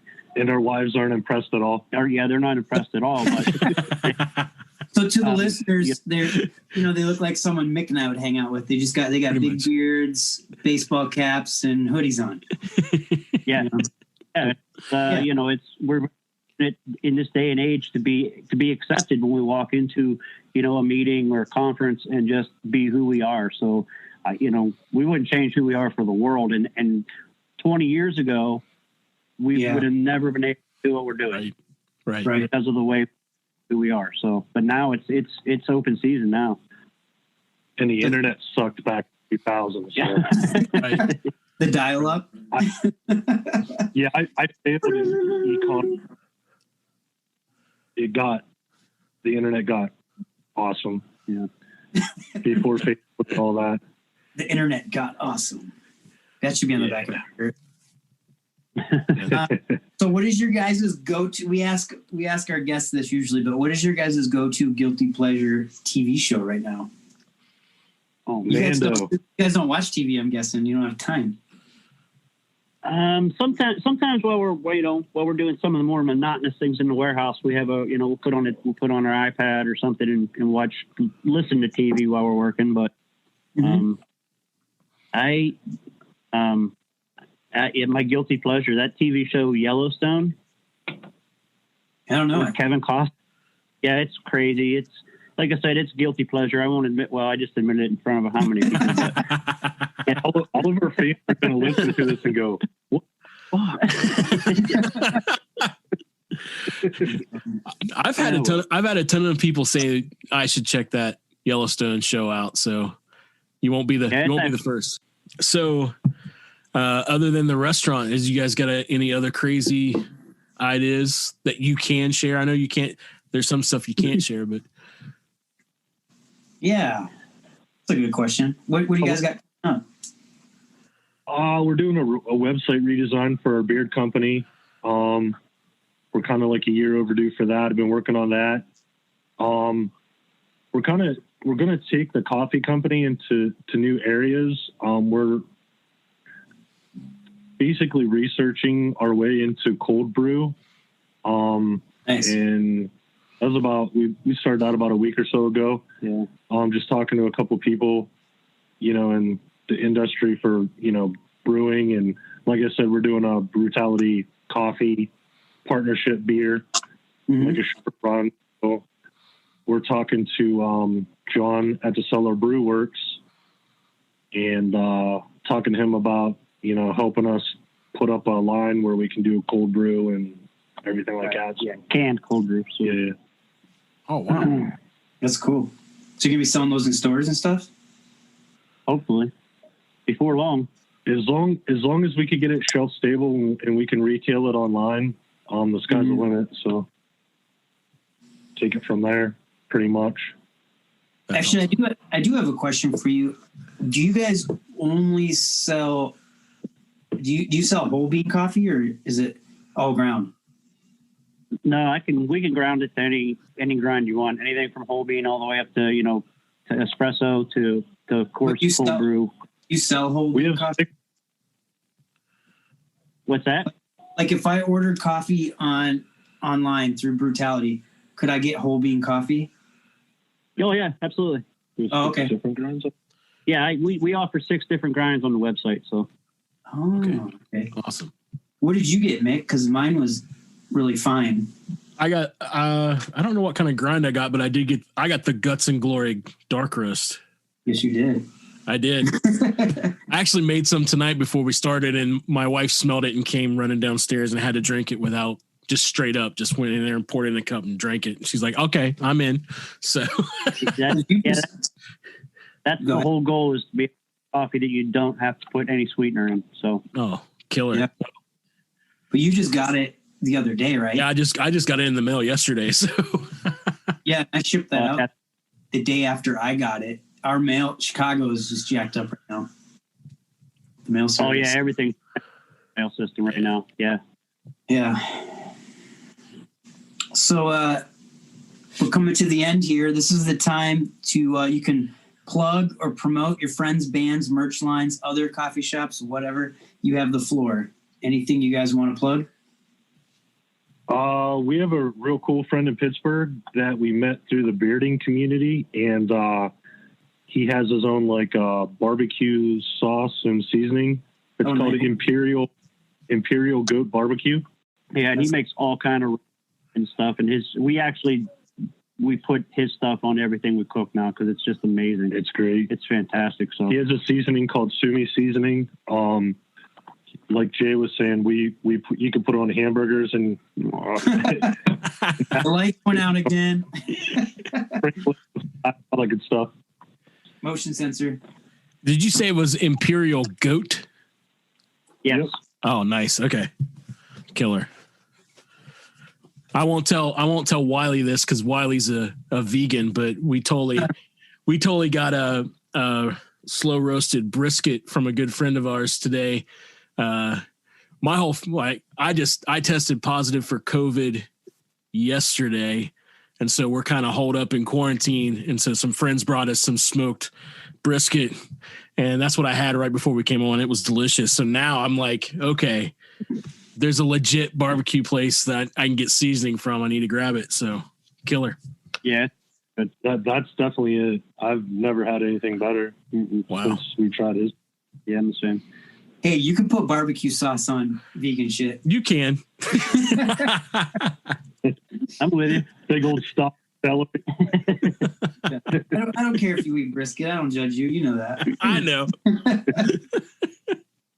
Yeah. Also, one other person I'd like to plug is a friend of ours has a band, and they always, every year we do a charity event, and we give all the proceeds to Children's Hospital.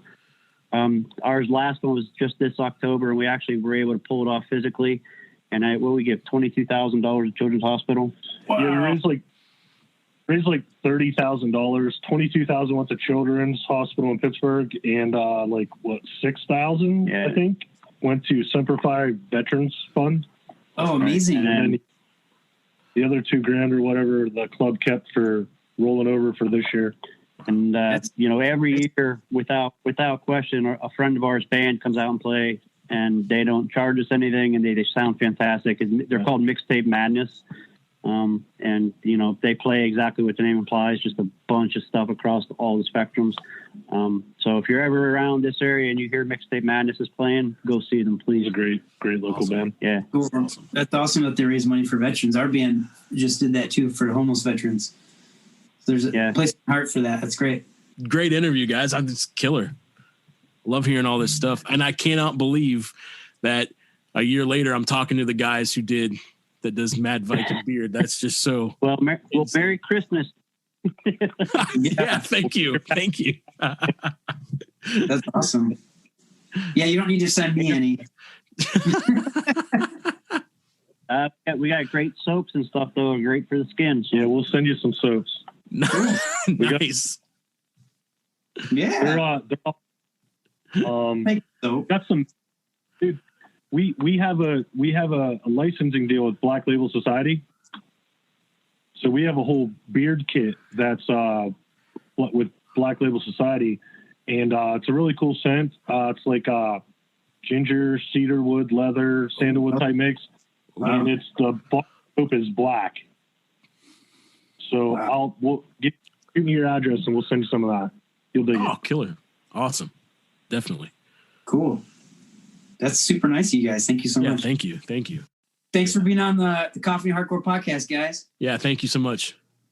Having us. Yeah. Let's do it again sometime, all right? Yeah, yeah. definitely. Definitely. Hasta la vista, baby. Coffee and Hardcore coming at you because we had a phone droppage with Jacob when we were talking with Brian Gray, and we just thought it would be nice to see your beautiful face again and to actually be able to talk to you without you dropping off your call every 10 seconds. Yep, no storm today. Cool. Well, Mick, Jacob and I had a phone call, and Jacob says I always call him at the worst time. So why don't you get into that? He says I have the worst time running around. It's not your fault. It's just that I'm always running around. Always running around. Yeah, that's what I do. Always So on that hustle. So when he called me, I was working out on my lunch, and It's grunting in my ear. I was like, as long as you don't mind me doing some squats. Well, we talk on the phone. He's like, whatever, dude, it's cool. So anyways, we talked, and we decided the best way to do this is, and I know I already told you, but this is just for the podcast effect. We're going to do it as a pre-order Nice. because we're talking back and forth, and he'd have to ship us all the coffee, and he doesn't want his coffee to be older than 3 to 4 days old. And I totally get that because he wants his product to be as fresh as can be. Oh, yeah. So what we'll do is we'll run a pre-order for a month, like we normally do, or 3 weeks to a month or whatever. And then whatever people order, we will have him ship us the coffee. We will package, unless it's just coffee, then I'll send him the order. And then we'll pack it up, send it out to you good folks. And then after that month, we'll just send people to his store to buy the coffee. Nice. So just so we can go over what we're doing, what exactly is it? What's the 2 blends that we're doing? Jacob, go for it. Let us know. Yeah, so one of them is going to be our Into the Void, which is our dark roast. Nice. For you, Mick. And then for the non-dark roast drinkers like myself, we're going to do the Road Crew, which is a blend of Peru Cajamarca and Colombia Nariño. Which is my favorite coffee I've had so far. Not Oak and Crow coffee, but coffee. Boom. No, like. Wait, did you guys just drop another podcast? Yeah. We did. Like a few days ago. Yeah, the first one of season 2, actually. Yeah. Right. I'm going to have to check that out tomorrow. Fortunately, most of the work that I do, I can wear headphones, so I'll be able to check it out tomorrow. Nice. Dude, it's daunting, though. It's 3 hours. It's 3 hours. It's a long one. That's fine. I'll be working all day. The other day, I'm going to message you because I talked to somebody the other day, and I won't say who they are. I won't drop names or anything, but I talked to a friend the other day because they were posting on their band page, all these old school emo songs, and they were putting coffee in it. And he was like, why don't we have our own coffee? And so I messaged him and I was like, you need to talk to Jacob from Oak and Crow. So he might send you a message. Oh, a pretty big emo band from back in the day. Back in the day. Yeah. This kind of had a resurgence lately. You'll know them. You'll know. Right. I guess I could edit it out, I guess. Oh yeah. That's a good point. That's true. Yeah. Yo, say it and then bleep it out. Yeah. So it was, and yeah, and I still talk a lot. I told him he should hit you guys up. So that's awesome. Thanks, man. Yeah, no problem. Don't cut any of it. Just bleep it all. Just bleep it all. I'll bleep it all out. We say his name like 14 times in one sentence. Yeah. So Oak and Crow, we're doing this. Suicide prevention with the help of Larry, who did all the packaging, or not all the packaging, sorry, all the artwork. Even he did the when do you want to drop it? Were we thinking mid-February? No, I think we're looking at after whenever we drop this episode. So yeah, that'd be mid-February, the end of February into March. I don't know. You're thinking mid-February, Mick? No, I'm thinking mid-February.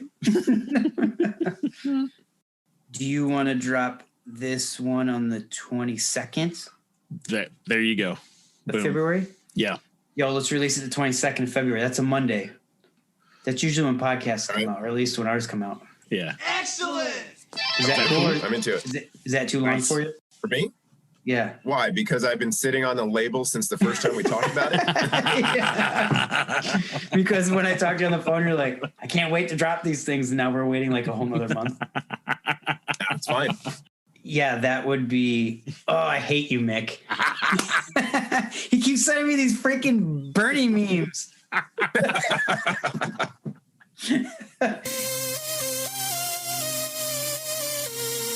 don't know if you're okay with you being the official supporter of Coffee Hardcore, even though you kind of are. Yeah, it's pretty bad when every single time we review a coffee, it's like, you know, this was pretty good, but it still doesn't compare to Oak and Crow. Yeah, we did that in the last. I feel like I might as well sponsor the podcast at this point. We'll talk about, we're having Eddie Leeway on the show here. So I think maybe next episode. I don't know. He's a tough guy to wrangle down, but he said he's game for it. So it's either going to be the next one or the one after. Talk a little bit about what you got going on with him. Yeah, I got I don't know if I should say it on the podcast, but Eddie Leeway's Morning Wood. Yeah. It's it's a dark roast. It seems like anytime I do a collaboration with any of those old New York hardcore guys, they all want to go for a dark roast. Like except for Hoya from Madball. His is more of a medium. It's like a little darker than medium. In between. But Madball. Yeah, but all the rest of them, like, yeah, there you go. Yeah. Repping the hoodie. Danny Diablo, Madball, not Madball, Murphy's Law. They all go dark. The guys from Pitchfork. They all Boss Hooligan. Want a dark roast. Boss Hooligan? No, that one is that's a nice medium roast Peru. I love that one. Yeah. In fact, I just shipped him a box out to Kansas for his shop because he's got that cool retro Boss Hooligan shop. Mm-hmm. And we have a nice trade. He's sending me some sweet Trojan Records brand button-down shirts. Oh, nice. Yeah, if you ever get a chance to check out his shop, he's got great clothes in there. He sent me the link last year. shop. Got a nice Fred Perry button-down. And yeah. So when is the Eddie Leeway's Morningwood coffee dropping? I'm going to try and get it on the website tonight. So it'll be available tomorrow. And I haven't even told him yet, but nobody's going to hear this till after it drops. So it doesn't really matter. But yeah, I'm stoked to have it up there. I feel like it's going to do pretty well. He seems to be pretty jazzed about it. So Mick, I called Jacob and asked him a question about Eddie Leeway's Morningwood coffee. Yes. What was the question I asked you? And you said people actually ask you that sometimes.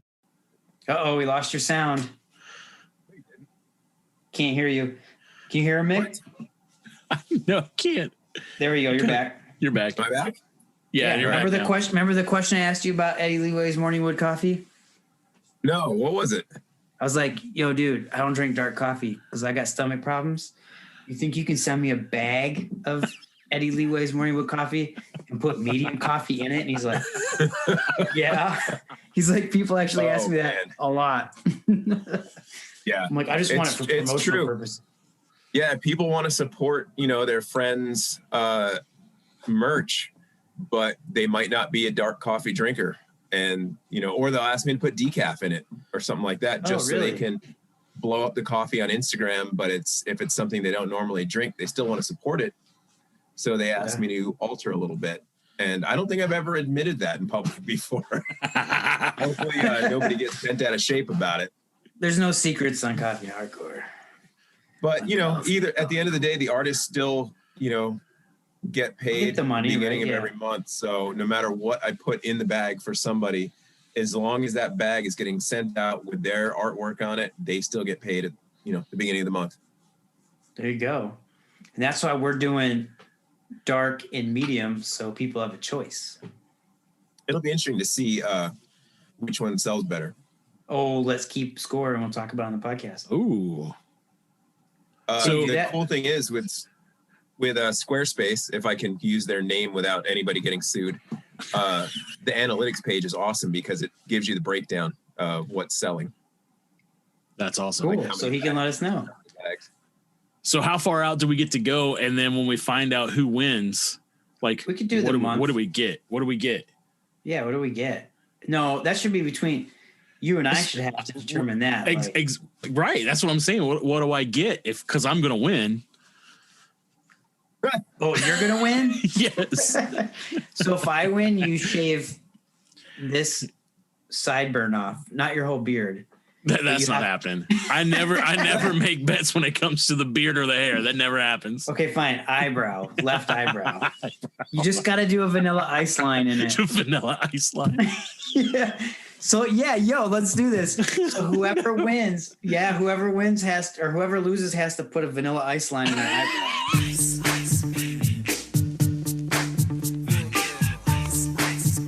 Take a damn picture. I'd be careful though. I'd be careful because I sell more dark roasts than anything else for the most part. And I released a buy coffee like for 40 of them. Right. I released a coffee for this guy Lee, this awesome dude from down in New York City, and it's his brand is called Going in Style. He's an old graffiti artist, and in 1 month, I think I released it in October, maybe a little earlier than that, but in 1 month, the sales of his coffee outsold every other coffee since the beginning of the year. Wow, it was dark, crazy. Yeah. Never mind. I recant my challenge. I don't want to walk around with Vanilla Ice eyebrow. I swear I sold like the first 2 weeks. I sold like 60 or 70 bags of it. Oh my gosh. Wow. The only other thing that sold that much was the dumpster fire blend because everybody had enough of last year. So it was just kind of a novelty. And the coffee was delicious. Peru and Rwanda. Oh. And they just went really well together. Nice. Good old dumpster fire. Exactly. Yeah.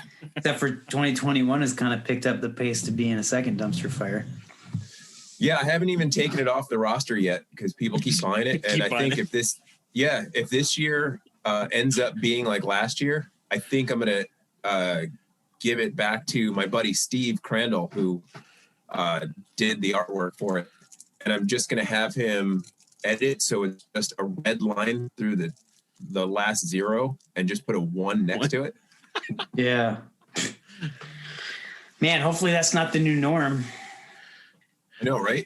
Yeah. I'm done with all this. I know. You should try working in a grocery store during all this. It's a little weird. My wife, it's a little weird. My wife sort of does. She has to go into grocery stores. Oof. For her job because she works at Red Spoon and she has to talk to all the managers and employees and help them and stuff. Yeah. If people are ruthless in grocery stores. Yeah. They just do not give a shit. No, one of the managers was telling me the other day that she was stocking something out and there was a couple looking at beer and their masks were down around their necks, not even trying. So she goes up and she says, hey, I just want to remind you to put your mask on while you're in the store. One puts her mask on and the guy looks at her and he's like, don't talk to me. Wow. I'm like, all right. And then as they were checking out, he still wouldn't put his mask on. She's like, just a friendly reminder, it is my job to let you know that you should be wearing this. And he goes, you know what? This is also your job. And he pushes the cart at her and he's like, put that away. Wow, what a dick. Holy cow. Yeah. How can you treat people like that and be okay with yourself? I don't know. I give her a lot of credit for not throat punching him. Hey, karate chop in the throat. Yeah, man. And we live in a small hippie town. It's not like we're in some aggressive city, but whatever. But where do you live in New York? That's right, Finger Lakes. The Finger Lakes. We already know about this. This is like the 40th time. This is like the 40th time we've had you on the show.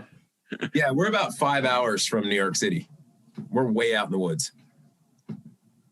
Really? Oh, I didn't know it was that far. Yeah. So that getting makes sense. That's why we keep dropping. Your calls keep getting dropped. Yeah. Yeah. If you walk out in my yard and just turn around, it's nothing but trees immediately in every direction. Wow. That's pretty cool. Yeah. I might be moving. Awesome. I might be moving up your way. I have Get 2 away empty from the freaking barns. You city. can renovate one of those. 2 empty barns? Yeah. Sold. If my lady heard this, she'd be like, When this drops next month, she'd be like, is that for real? Are we really moving into his barn? It's not quiet though. We got a lot of hunters out here, so there's a lot of gunfire and dirt bikes all the time. Oh gosh, I already escaped that life from the UP. I don't want that back. I was going to say it sounds like West Virginia. Yeah. I just got different kind of noise here in the city. Yeah. I don't miss living in the city. I miss convenience. I miss being able to ride a bike to a store or, get coffee or something or, walk somewhere. Out here, the closest place to like business is, I think 6 miles to a little like crappy general store. Damn. Yeah. Wow. 6 miles to a little crappy general store. Whatever. It's awesome though. I'm not complaining. Whatever. So on that silly note, we're supposed no to more keep this Oak and Crow 20 coffee minutes. for you. What? We're going on 45 minutes at this point. Oh my gosh. Are we really? Yeah. Yep. All right. Well, we got to let you go then. I should tell people the reason we had you back on, and I think I already did that, is because you got dropped so many times on that. I don't know how Mick's going to edit that. I'm sure he's going to do his magic, but we'll figure it out. It'll be all right. Figure it out. Cool, brother. Right, Nothing thanks but for having me on respect again. for you. For sure. I'm sure there'll be more. You'll be the annual guest. Just go easy on people when you're talking about coffee. You're going to make them feel really bad about stuff. Oh, you mean the review that we did? Yeah. Yeah. I feel kind of bad. I listened back to it and I was like, I gave him a B+ and said that Oak and Crow was like here. I felt kind of bad, but I also don't want to be like that schmuck that isn't truthful about stuff, Right. Like, that's fair. And I'm not saying they're a good coffee company. They're not a bad coffee company. I'm just saying in the future, if we did something and it was like terrible, I don't want to be like, this is great coffee and have someone buy it and be like, you mother, this coffee was terrible. You just wasted $15 on this, I love that you guys review coffee because it lets me know about companies I haven't heard of. Because there's so many coffee companies, so many people doing good stuff. And, there's only so many hours in the day. Right. We don't know what we're doing, but we try. You're doing it, dude. There's I forget the exact phrasing, but I've been listening to this podcast, this guy, Jason, who owns Fuzzlord Effects, like a pedal company. Mm-hmm. And one of the things he always says is it doesn't have to be perfect. It just has to be done or something like that. Basically just go out and do stuff. And the more you do it, the better you're going to get at it. So by the end, you guys will be coffee connoisseurs. You'll be telling me what I'm doing wrong when I'm roasting. Yeah, right. We've already been in this game for a really long time. All right, we got to let you go. You're beautiful. Get out of here. All right, man. Well, thanks again. It was awesome, as usual. It was a good laugh. Yeah, hopefully people will laugh. All right, get him off of here. Out of here. All right. Later, brother. All right. Have a good night, man. All right. Thank you. Bye. You too. Bye.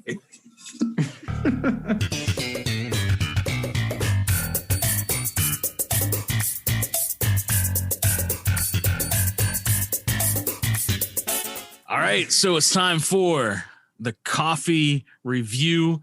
And this month we've got Brewtality Coffee all the way up from Western PA, Pennsylvania. And we got 2 different blends. I got one kind of blend, and Wiley got a different one. I got the Guts and Glory. That's a dark roast. And before I give this out, I got to say that I got this package in the mail, and 2 days later, I test positive for COVID. I gotta lay some framework here to talk about this. And so I get tested positive, and I'm going to get this coffee ready the next day. And it was when we were actually getting ready to do the review. So I open the bag of coffee and I stick my nose down in it, and I can smell nothing. Nada. My smell is gone.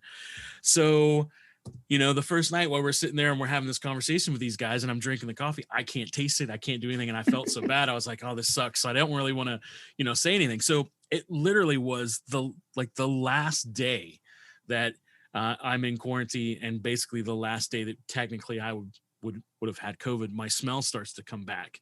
And so it's really on that last day that I actually get to taste this stuff. And I will say that most dark coffee somewhat has a chocolatey kind of dark chocolate taste, and this one did. It had a legit dark chocolate taste, but there was a hint of toffee in there, and I'm a toffee guy. I like toffee, so I could taste the toffee. It was a decent cup of dark coffee.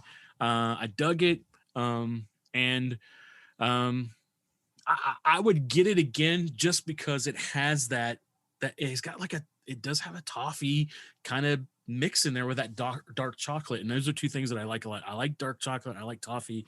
And this is kind of the first dark blend that I've got that advertised kind of like a toffee taste. And I actually could taste it.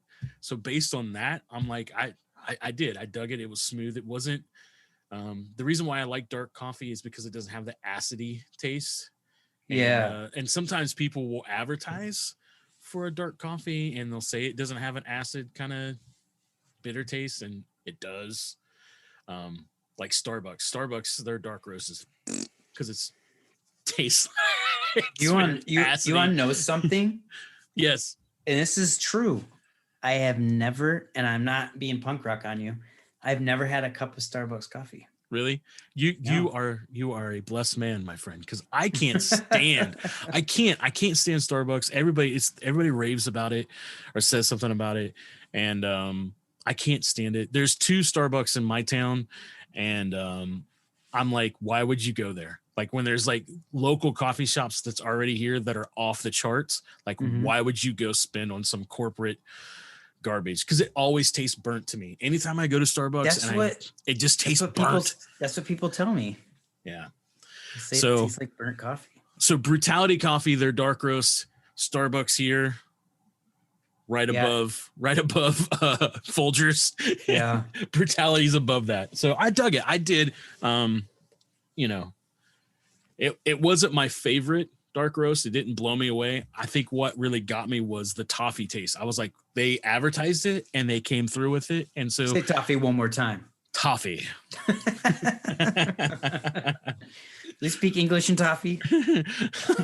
There's toffee in my coffee. Wah, wah, wah. So you got something different. Why don't you tell us what you got? Brewtality, blood and bones, medium roast, notes of chocolate, red fruits, and citrus, smooth and clean with a good body. That's what the packaging reads. Okay. I most definitely taste the red fruit notes. It is smooth at the first sip and then gives you a bite afterwards. It really lets you taste the flavor. It does. It's got some good flavor in it. It smells incredibly good as well. I made a pod at work and it seemed to make the day go way more productive. And usually when I'm reviewing coffees, I also give it to our printer and I ask our printer what he thinks. And he took a sip of it and I usually put him on the spot. So, and I'm like, what do you think? And he's like, you know what? It's better than Starbucks. It's like, it smells really good. And one thing though is and I know they did this to you too. They sent the Right. bags that they sent us like super fine grind Yeah. coffee, and I am Yeah. not a fan of that. No, Ground neither am I. Really fine. I Yeah. can't get into it. But we talked to them and they said they offer whole bean. They offer a whole bunch of different kinds. So Right. I wish they would have sent a whole bean because I like whole bean better because I like to grind mine kind of chunky more. Yeah. And this was, this was like pencil shavings, which some people like. So I understand why they do that. And they Right. didn't know, and I didn't know to ask To them. I ask, should have yeah. been more clear. Right. So that's not on them. That was sort of a disappointment for me personally. I got over it because at the end of the day, it's not a big deal. And I am a huge fan of the packaging, the imagery, Yeah. and is all around not a bad coffee at all. Yeah. I'd recommend it to friends. It beats Dunkin' Donuts coffee any day. I hadn't had Dunkin' Donuts coffee in probably 7 to 8 years. And I had it about 2 months ago, or whenever Christmas was now. I don't even know anymore. 3 months ago, 4 months ago. Whatever. Because I worked on Christmas Eve because we had to get these jobs done. We had some Me Without You shirts we had to print. We had some other shirts that we had to get done. So we came in on Christmas Eve and printed. And the place where they usually make the coffee, the roofing company that's next to it, wasn't open. So we didn't have any way to make any coffee. So I always bring coffee from home though, but I was already drinking it. So I couldn't, because of COVID, I couldn't give it to our printer at all. So I said, hey man, if you want to set up, I'll walk over to Dunkin' Donuts and get you some coffee. And he was like, yeah, dude, cool. So while he was setting up, I walked to Dunkin' Donuts, got us both a cup of coffee, and which I never have coffee there. And it's been a really long time. And it was undrinkable, man. I just did not like that stuff. It was undrinkable. Yeah. And Brewtality would kick Dunkin' Donuts coffee in a slap contest any day. Yeah. I think that's all I got to say about that. Well, I think if I order it again, I'm definitely going to I'd have them do the whole bean.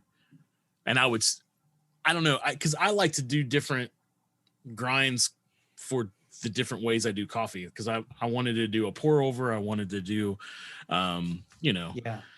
And you can't do that with that fine of a grind. So, yeah. Yeah. I would actually really like to try a whole bean version of that as well. Yeah. Yeah. And grind it myself. Yeah. I'd be into that. Yeah. They were cool dudes too. They were too. They were really cool. I'm excited that we had them on and let them talk about all the crazy stuff. Ambitious. Doing. Yes. Very ambitious. So Mick and I, we're going to recommend that you at least try Brewtality coffee. Yeah. Check them out. Check them out. Boom. Oh, boom. Bazinga. What's up, everybody? Updated outro to February's episode. Some updates since we recorded this. The Coffee and Hardcore mugs and suicide prevention coffee through Oak and Crow is live today. Whoop, whoop. Right now, today.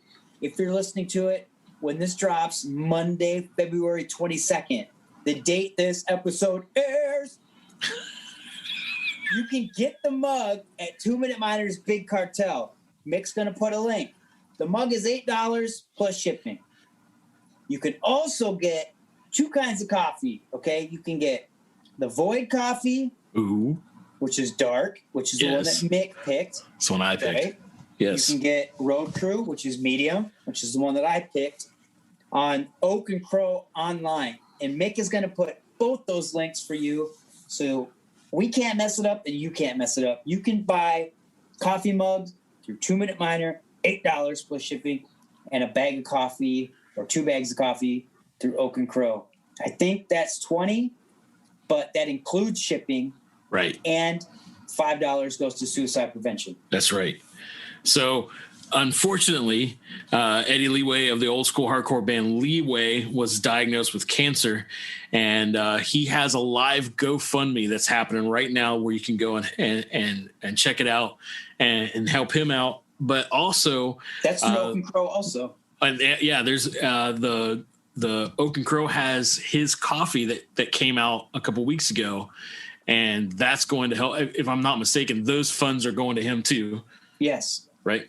So Yes. you can go so pick up a bag of his and a bag of ours. Yeah, pick up a bag of his, pick up a bag of ours, and it's going to go to some good places, and it's going to be awesome. So, yeah. Eddie was supposed to be on next month's episode to push his coffee and his podcast, the Eddie Leeway podcast.